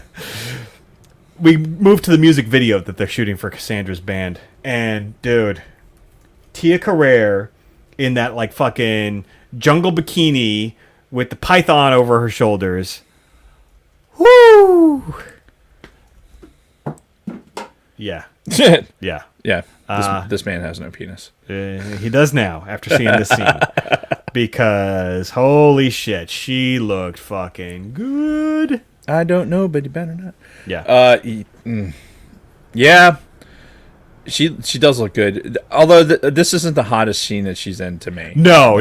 The scene later on. Honestly, I think she's hotter when she's like in bed and laughing. Oh, really? At him. Oh, no. Yeah, I'm thinking during the bad ending when she's in the bikini with Benjamin on the beach. You were wonderful. You didn't really think she'd end up with Wayne, did you? Yeah, but we're jumping ahead. We're almost there. Wayne's racing to go get Cassandra. Right. That's when he gets pulled over by Robert Patrick, the Terminator, because you see at first it seems pretty benign, but then as he's looking in the side view mirror, he's walking the exact same way as the T-1000. Yeah, we're like, what? Yeah, it's a Leo from. Yeah, we're all doing it. Like even in the theater, like when you're seeing it the first time, you're like, oh, I know that walk. Yep. And then of course he takes off the helmet. Have you seen this boy? You hear the noise, pulling the helmet off. And then the fucking hair. The hair bothered me. The hair bothered me then. It didn't look perfect. Bothers me now. Because we talked about it last year when we talked about Terminator 2. This came out, I don't know, 6-7 months after T2 hit theaters, which it was fucking huge Yeah, at the time. So everybody knew this fucking reference then. Nowadays, it may not play as well. But then, for our generation, it still would. Fucking beautiful. Yeah. Beautiful scene. And we all fucking got it immediately, which was fucking great. Yeah, in the theaters. The whole theater was like, "Wah!" And everyone knew. Yeah, we were all Leo in that meme. So Have you seen this boy? Yep. We get there to the video shoot where he tries to make up with Cassandra. And he does the Oscar clip scene where he's crying. Am I supposed to be a man? Well, I mind. I don't mind. I do mind. I mind big time. Yeah. I never learned to read. Another series of lines that I used a lot. Yep. Well, then, of course, he's like, oh, right, her video. But where is her band? Hey, Wayne. Hey, Wayne. Oh. Okay. Hi, guys. I guess you've thought of everything, but you and I both know there is no film in this camera. Boom. And it's just like streaming out. Yeah. The fucking film from that camera. Like coming out like a waterfall. It even watching it this time, like, is that what would really happen if you open that thing up? Because there's a lot of fucking film coming out of that. Like, yeah, and it looks like an oil slick in front of him. It's like, holy shit. I think that's part of the gag, too, as he's standing there. It was fucking hilarious, though. Wait! Real or not. Go home. Yeah. Is that you? Or the snake? Campbell, wait up. And then, that's when they drive away. I know I make this clicking sound. My jaw makes a clicking sound when I eat. Yeah. So as Benjamin's trying to chase them and, interrupt this whole thing, he gets pulled over by the cop because everybody in the fucking donut shop agreed to help. Right. For reasons. Which the cop, by the way, hid the whole story with him. Come to find out he actually watched the show and damn shame what they did to your show. Right. Good little program. But he agreed to help, and of course he pulls over Benjamin for no reason, and then he's like, there's just one more thing I gotta check. Because at the beginning of the movie, he talks about, having to do a cavity search. On an entire tour bus. Yeah, I inspected 12 individuals myself, inside and out. It's like, ugh. And then Phil was yeah. So you get that scene again in here where he gives the cavity search to Benjamin to kind of slow him down. My notes kind of slow down quite a bit at this point. We get the ballroom blitz as she's performing. Again, looks fucking incredible, Tia Carrere. And this is a great song. Yeah. Like, the Tia Carrere songs, I can't say it enough. The music is really good. Mm-hmm. It's not like a one-off, like, oh, she's pretending to be in a band. Like, I feel like the music is legit. It is. Like, for a fucking movie that is about two fucking dweebs sitting on a goddamn couch, there's no business having the music be this good, to be honest. Oh, yeah. And it's really fucking good. So I don't know if that's deliberate, like you go out and you find some hot broad and say, oh, can you sing too? Perfect. Let's fucking do this thing. Mm-hmm. Or if they lucked into it. Yeah. But it's pretty fucking, it's legit. Yeah. So... yeah, we go into the bad ending. Which, watching this in the theater for the first time, no idea how this movie was going to end. Idea. So, the record exec shows up, is like, yeah, it's just not the right time. She turns to him, you screwed my career! And you screwed my career, Wayne. And she storms off, fucking Benjamin's laughing. Stacy walks up, Wayne, I'm pregnant. That's why I've been so moody lately. The studio catches on fire, which was foreshadowed in that opening scene when the fucking mixer blows up. Yep. And it's all on fire, and then Wayne's just got that fucking look like, yep. Right. Yep. And he's carrying Garth out. Right. Why, God? Why? Again, insert this line into my dialogue for the rest of my fucking life. Why, God? Why? Yeah. And of course, the whole time I'm watching this, it's like, wow, this is where they're not going. How it's going. Yeah, this got dark. Like, fuck. Yeah. And then, of course, it's her and Benjamin on the beach. And, oh my God, and that tiny fucking bikini that Tia Carrere is wearing in this scene. You talk about strokeability scale. Oh, off. Yeah. Off. 11. Yeah. And then that's when you get the line, you didn't think she'd really end up with Wayne, did you? And then you get Wayne and Garth slide in, which is great. As if. As if. As if we end the movie like that. Let's do the Scooby-Doo ending. Good call. Good call. You know, we skipped past a before they got to this part, where we talked about Benjamin getting pulled over, right? But then before that, when Garth was going and getting the van, yeah, because they had to break into the TV studio too. To get so they were doing like the low crawl, and this is where you get the Mission Impossible theme, right? And Garth dives down and goes, "Wait up, guys! I fell on my keys." Yeah, I used to use that line all the time. Another nugget that's in there, right? And then the flashlight disarming. Yeah. Right? With Russell. Polish character. Right. Hey, watch where you're pointing that thing. Yeah. Right? And the disarming, like when he unscrews the fucking flashlight and dumps the batteries out like he's yeah.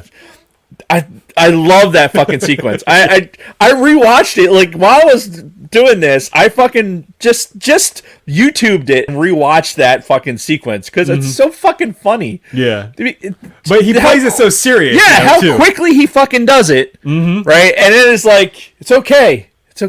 Yeah, and I love that. I love that scene when I first saw it, and I still fucking he does it so quickly. And now when I have a flashlight, I think about that. Like, especially, the mag lights we used to have, like, when we were in maintenance. Then they had the giant mag lights with D-cell batteries. Like, I think about that all the time. It's like, like trying to fucking unload a fucking mag light that quickly. Oh, yeah. Anyway, I didn't want to forget about that part. Oh, yeah. Especially the, wait up, guys! I fell on my keys. Yep. Then we go to the Scooby-Doo ending, which happens very quickly. It's very short, where they're like, all right. Well. Except for the Benjamin part. They made sure they showed the Benjamin part. Oh, yeah, they showed the Benjamin part for all three, where he's kind of like hobbling into the thing all 3 times. Obviously, he's been violated, much like you were in the movie theater. And they pull off the mask, and it's the fucking... the theme park guy, right? That we're introduced to at the very beginning of the movie for no reason, right? Good one, Shaggy. Yep. Let's do the mega happy ending, and then we go to the mega happy ending. Cassandra gets the record deal. Everybody learns a lesson, right? And I think the last line is Wayne is like, "Wow, we're all better people." Fished in. Yeah, and then cue the music. Yeah. Oh, we do have the one line too, where like. Wayne's like, "Oh, I love you, Cassandra. I love you, Wayne." And then the blonde Garth's dream woman, like, "I love you, Garth. I love you, dream woman. I love you, dream woman." Yeah, and which again, she had no name. All you knew is she was the girl that Garth was pining over, right, throughout the movie. Wasn't that like Dan Aykroyd's wife, or not Dan Aykroyd's wife? It was somebody's wife. Oh, I have no idea. Shit. God damn it! Somebody in the chat, help me out. Yeah. Is somebody worried about the cursing in the chat? Our cursing or cursing in the? Oh no! Don't worry. We're definitely NSFW. Yeah, for sure. Anyway, yeah, I'm right. It was Dan Aykroyd's wife was the dream woman. Oh, nice. Apparently, I came across that nugget while I was researching. All right. The one time I fucking research a movie. So the girl at the very beginning, the Shakey's pizza girl, right? She is the ex-wife of one of the Beastie Boys. No shit. Yeah, found that out. Well, there research. You go. See, we all did our research. Indeed. Fished in. And yeah, that was where the movie ended. Right. And it was pretty quick, but I loved the bad ending. Because again, watching it in theaters the first time, thinking, "Wow, like man, this shit got really dark really quick." So my question to you is: did you see the sequence in the credits when you were in the theater? I have no idea. I don't think so. No. So, excuse me. This is one of those situations where, like, I guess with the Marvel stuff, there's like, we're all conditioned to stay for the ending credits. Yeah, now we are. Yeah. But back then, when I saw it the first time, we had left, and I had heard it from somebody else. Like, oh, there was more stuff. I'm like, what? There's more stuff. So when I went and saw it the second time, I had to made it a point to fucking stay longer. And it's almost like they knew it because it wasn't a real thing back in those days. Like to have something come up in the credits was very non-standard. So to have them sitting there and be like, thanking people for the show or whatever, like it's real benign, but still. Yeah. And then they have it that much later, and they're like reading the newspaper or whatever. Like, I don't think they're going to tell us when to leave. I just thought it was funny because people that went and had the movie theater experience back in those days, like, fuck, I'm going to get out of here, get to the bathroom before everyone else does, so I don't fucking piss myself before I have to get in the car. Yeah. Right. So as soon as the lights came up, boom, people were gone. So I'm saying majority of the people that saw this movie in the theater for the first time probably missed the stuff that happened in the credits. Yeah. So, rewatching it this time, like, what were your thoughts? Because I think I've made it pretty clear that I fucking loved rewatching it. Oh, it was great. This last week. It was great. Yeah. It was great. The jokes all still hit. Yeah. And what's funny too, like you talked about, there's a couple of jokes that were dated, but they're dated appropriately for us. Yes. So that's fine. Like, because we still get them, they're still funny. Like, there's movies that I think we've talked about them, and the movie itself feels dated because of certain things. Whereas this movie, because it's kind of about, I'll use the word adolescent, but it's probably like we're talking about a little bit older than adolescents, but it's about like, young adults in this situation living their life. You know what I mean? Like having like an adventure. So it's not so driven by what's going on in current events. You know what I mean? Like there's options. There's things where like, cell phones. One example, Rob Lowe's got the fucking cordless phone, right? Which obviously cordless phones were just starting. Yep. Right. So he's holding the cordless phone, which, sidebar, a lot of things, these are the little things that bother me about, like, Rob Lowe especially. So he's got the fucking helmet head, and he's standing there, and who wants to order Chinese? Blah, blah, blah, blah, blah. Right? And he fucking, right? Now, and his, like, to me, him ordering sounds more legitimately Cantonese than the conversation the two are having on the roof. But I don't know. I don't fucking speak Cantonese, so I have no frame of reference. Yeah. But so he hangs up the phone and then pushes multiple buttons afterwards. Why? Why would you ever do that? No, there's no. I didn't even catch we were that. alive then. No, You hit the off button. Yeah. Even back then, hang the cordless up, phones. blook. Yeah, you just turn and it you off. put it back in a cradle, or you throw it down on a couch to get so it'll die, so you can get yelled at because it's the fucking you left the cordless phone off the chargers, and then you got to go fucking put it somewhere, right? Because that's why you still had to have a hardwired, non-cordless landline somewhere in your house, because somebody always leaves it off the charger for too long, and it runs out of power. Yeah, we didn't have these super lithium-ion batteries that we have now. You know, we had shit NiCad that if you didn't put it on the charger frequently, it was gonna be dead. Yeah. So. Yeah. Anyway, that should bother me. But yeah, so the jokes still hit. It wasn't so dated. Like, even the movie quality was good enough. Right? There's no special effects to worry about. No. There's no, like, it just, except for the plane, and the plane part does look dated. Right. But because, it's all practical outside of that. yeah. Yeah, there's nothing wrong You with don't any of you it. don't see it. You don't see it. It's a great movie. It'd be one of those where you'd love to show it to a kid and be like, if they have questions, you answer them, but just watch this. Yeah. Right? And watch them laugh at the things they're supposed to laugh at, because I guarantee you they will. Right? Because there's enough potty humor and shit like that where they'll get it. Well, and that's the thing too. There's some potty humor, but there's nothing that, as a parent, I would ever feel uncomfortable showing my kids, even if they were younger than what they are now. Yeah. It's like, it's all pretty benign. Yeah. By today's standards, they say shit a few times. That's like as worse as it gets. And you don't even notice it. Yeah. Honestly. It's benign. It's funny.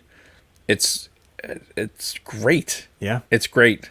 Yeah, it's one for the ages. And I might watch it again in the next week or two, just because it's free on a bunch of spots right now, and it's just so entertaining. It's probably one of those where I should have it. I should probably put it in my Apple library, or I should find a DVD for it so that I have it. Of course, there might be some like super duper deluxe Blu-ray out there too. Probably. I mean, it's 30 years, right? They should do something. You would think.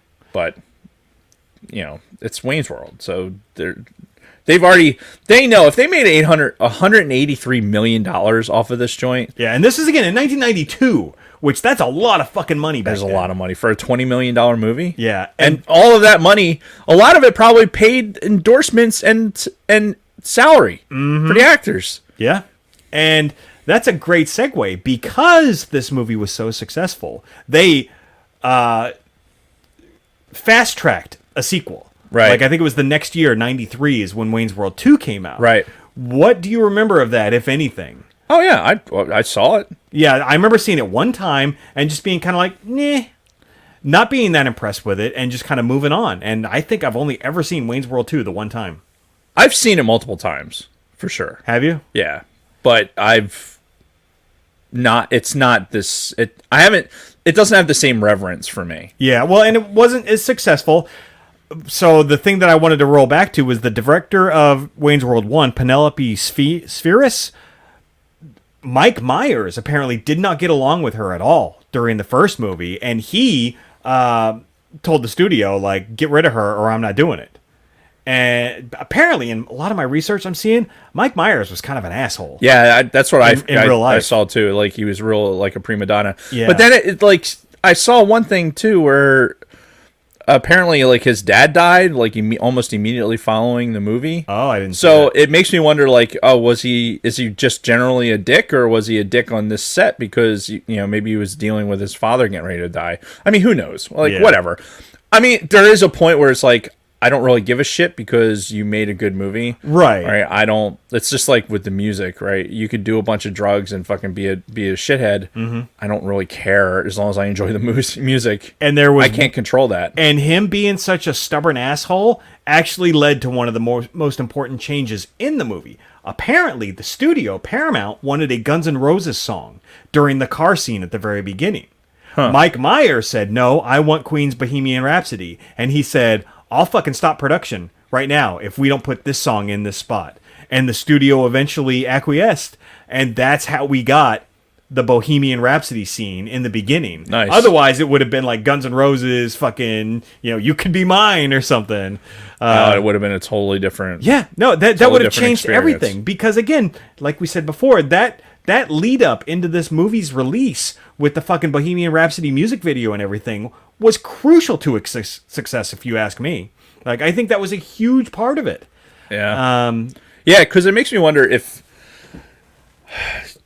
generationally does a group of parents let their kids go see something that, all right, this is an SNL cast that they're familiar with, and it's all right, they're playing music from a generation that they know about. Yeah, because mine... Not the Guns N' Roses. Right. I was born in 76, so Bohemian Rhapsody came out the year before I was born. It came out the year you were born, right? 75, yeah. Yeah, so it came out right when we were born, so our parents obviously were younger at that point. They were probably familiar with popular music. So yeah, I could definitely see parents seeing the music video for this, thinking like, oh, I remember that song. I love that song. Oh, it's part of this movie. Let's go see this movie. So that could have been a huge contributor.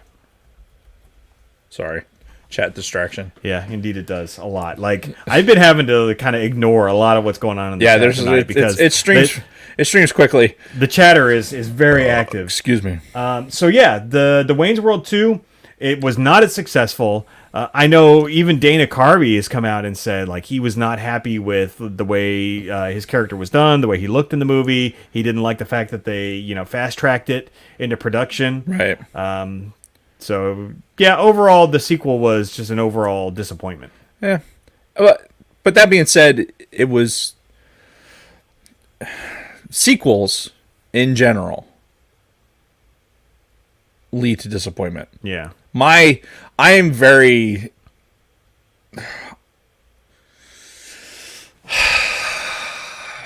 especially with shit like this, I'm more prone to not see a sequel because I don't want to be let down. Yeah. For something.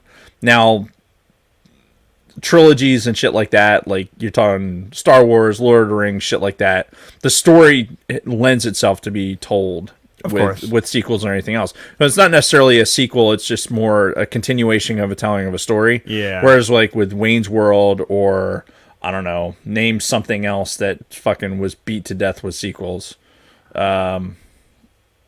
Yeah, but I don't know, you know what I'm saying. Yeah, because this story, Wayne's World 1, was a fully enclosed, like, single story that did not need a sequel. Right. Like, they kind of had the reach to make a sequel. It was Wayne's World 2, to search for more money. Yeah, is what it was. Yeah, because... But, that being said, there was some good... I thought there was some good scenes in it. I thought there was some funny stuff that was in it.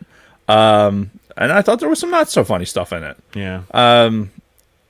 But I wouldn't say it's the worst movie. I've seen it multiple times. I mean, I did see it in a movie theater, but I didn't go and see it multiple times in a movie theater. Yeah. But I won't... It's not something that I'll say is like the most heinous thing ever. But it's definitely not the first one. It's not even close. Yeah. It's not even close. Yeah, which I like to think of Wayne's World 1 as its own thing. Oh, fuck yeah. And I don't even think about the sequels. Or the sequel. But the funny thing is because right after this, Mike Myers and Dana Carvey left SNL. Right. They did the sequel. And after that, Wayne's World, just as a concept and a brand, pretty much died. Yeah, like up until... wasn't it a Super Bowl commercial or something? Yeah, I think last year. Last year? Yeah, because this year they did the Dr. Evil commercial. Right. Mike Myers. So he's just bringing back all of his characters for one last... Dude, speaking of, fucking... Talking about Rob Lowe and Mike Myers... Mm. Now, granted, Mike Myers playing Dr. Evil, it's... All right, how are you aging a fucking bald guy, like, with pasty white skin? I'm looking at you, Rick. But the...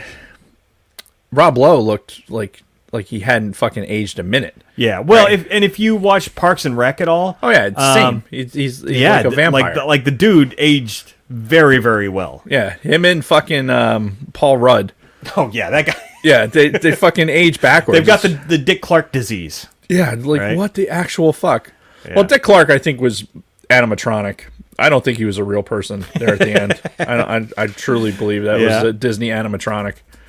I'm just curious how old Rob Lowe is now. He is 57. Talk about a career of ups and downs. Yeah. Him and Robert Downey Jr. Oh, yeah, because, Rob Lowe disappeared for a while in the middle there. And God, I think Parks and Rec was one of the big things that brought him back. Well, he did do the second... He was in the second Austin Powers? Because he was young number 2. Yeah. Yeah, because what's his nuts? Fucking Wagner. Robert Wagner? Yeah, because he was number 2. Right. In present day. Yeah, because Austin Powers 2 is when they went back in time. Right. So. Yes. I feel like those movies feel like they're older than they should be. The Austin Powers movies. I mean, it's probably been a minute that those movies. The first Austin Powers came out in 97. Shut up. The sequel came out in 99. Dude, that's 25 years ago. And then the third one came out in like 2000, 2001. 25 years? No, maybe 2002 is when Austin Powers 3 came out. Oh, God. Yeah. We're old, man. Yeah, it hurts. It hurts to be so old. Anything else before we close this out? No, We went for a long time. Yeah, we did. Rob Lowe's hair sucks. Yeah. Sorry. Next week. Yes. Speaking of older stuff, we are talking about more Star Wars, specifically the special editions, because on the 21st is the 25th anniversary of the special edition, the Empire Strikes Back special edition. Correct. We're going to go ahead and talk about all 3 of the movies. Yes. We're going to talk about the good of the changes, the bad of the changes. We're going to talk about our experiences going back to the theater, which I know we've talked about this shit before on the show, but there might be some new people out there who haven't heard these stories. Yes. So yes, I see. We're going to... All right. Shut up. Will you shut up? Bloody peasant! Dave's trying to get a message across to me. What? No, I'm Monty Python popped into my head. I don't know. Indeed, yeah. So, all right, you got any more Red 5 stuff to talk about? I got all kinds of shit to read. Right, then let's hear it. I still have got an overtime show. I got some stuff to read. Should I sing the whole thing? No. Well, I don't care. You do you, man. Red 5 News. After our show, check out the WSTR Media at 2200, where they will be reviewing the Book of Boba Fett Season 1 at midnight on the East Coast. On the West Coast, Alex and the Salty Nerd Podcast will be breaking down Season 1 of the Reacher on S&P Late Night. Reach around? Reacher. Find both live streams on YouTube or DM Luna Girl like everyone else. That Reacher show, I actually started watching that. Like, you know how weird I am with like watching TV? Like, I don't do it. Yeah, me either, for the most part. I actually sat down for half a minute, probably last weekend, and because I installed a sound bar up in the TV upstairs. Oh, nice. And I needed something, and Amazon was on. I'm like, all right, fine, Reacher, whatever. And I watched like a couple episodes. It was interesting. But I got like, I think I got 3 episodes into it, and I started to go like, my attention span was just like, it had maxed out. So we'll see. I'd like to finish it because it'd be nice to watch TV like a normal human being and be able to talk about it with other people. But I probably won't, just because I suck at that. Yeah. Unless it's Star Wars related, then you know, different. But anyway. But having said that, the Salty Nerd Podcast will be talking about it tonight at midnight. You can find both live streams on YouTube or DM Luna Girl like everyone else. I said that already. The Red 5 Network has 34 amazing podcasts. There's literally something for every personality. Browse through bio.link/red5. That is bio.link/red5, or shoot Luna Girl a DM on any of our socials. You can suggest something you'll absolutely love that is perfect for you. The Cantina Family Happenings. The Use and Abuse podcast is returning, finally, Hooray! On Tuesday after a big studio refurb to chat about Book of Boba Fett, Season 1, with Lunar Girl. Yes, she is always lurking.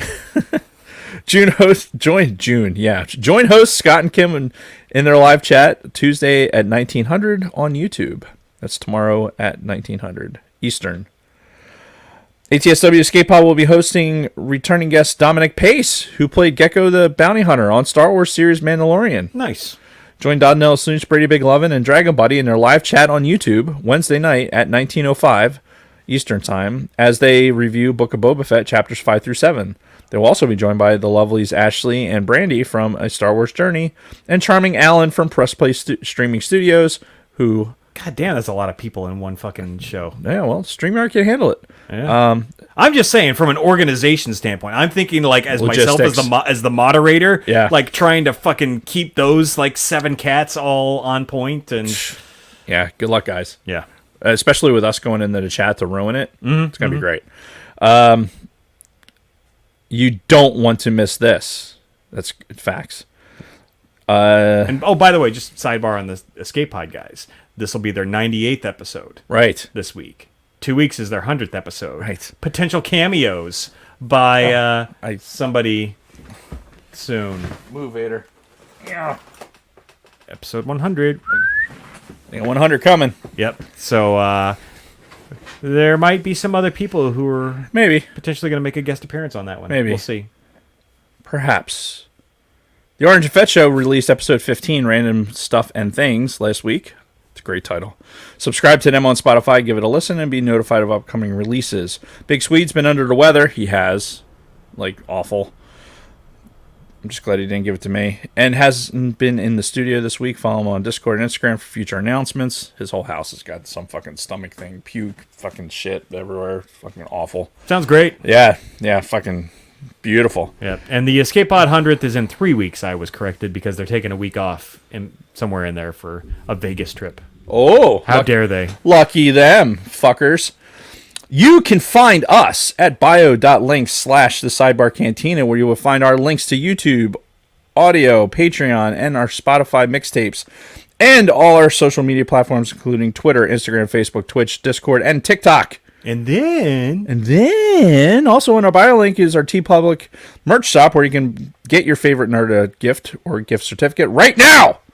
If you were a dumbass and forgot a Valentine's gift, we have t-shirts and hoodies in a wide variety of designs, sizes, and colors. There are also Sidebar Cantina face masks, tote bags, phone cases, exclusive stickers and pins, just about everything you can imagine. Please tag us with your merch so Luna Girl can share it on the socials. And then reviews. Please write us a review. Please write us a 5-star review on your favorite podcasting app. Screenshot and DM us a pic on Instagram or Twitter. Luna Girl will mail you some Sidebar Cantina swag, and we will read your review word for word on our next episode. As an added bonus, if you review on Twitter or Instagram and tag us and at Red 5 Network, you will get an official Red 5 Network button pin. And that, as they say, is that.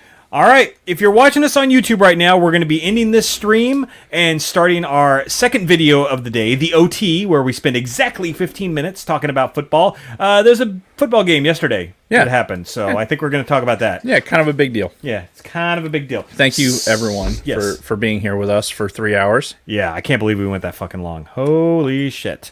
I totally believe it. For fucking Wayne's World? Are you kidding? It was a great movie. All right. We will see everybody in the OT. And until then, party on, Dave. Party on, Jason.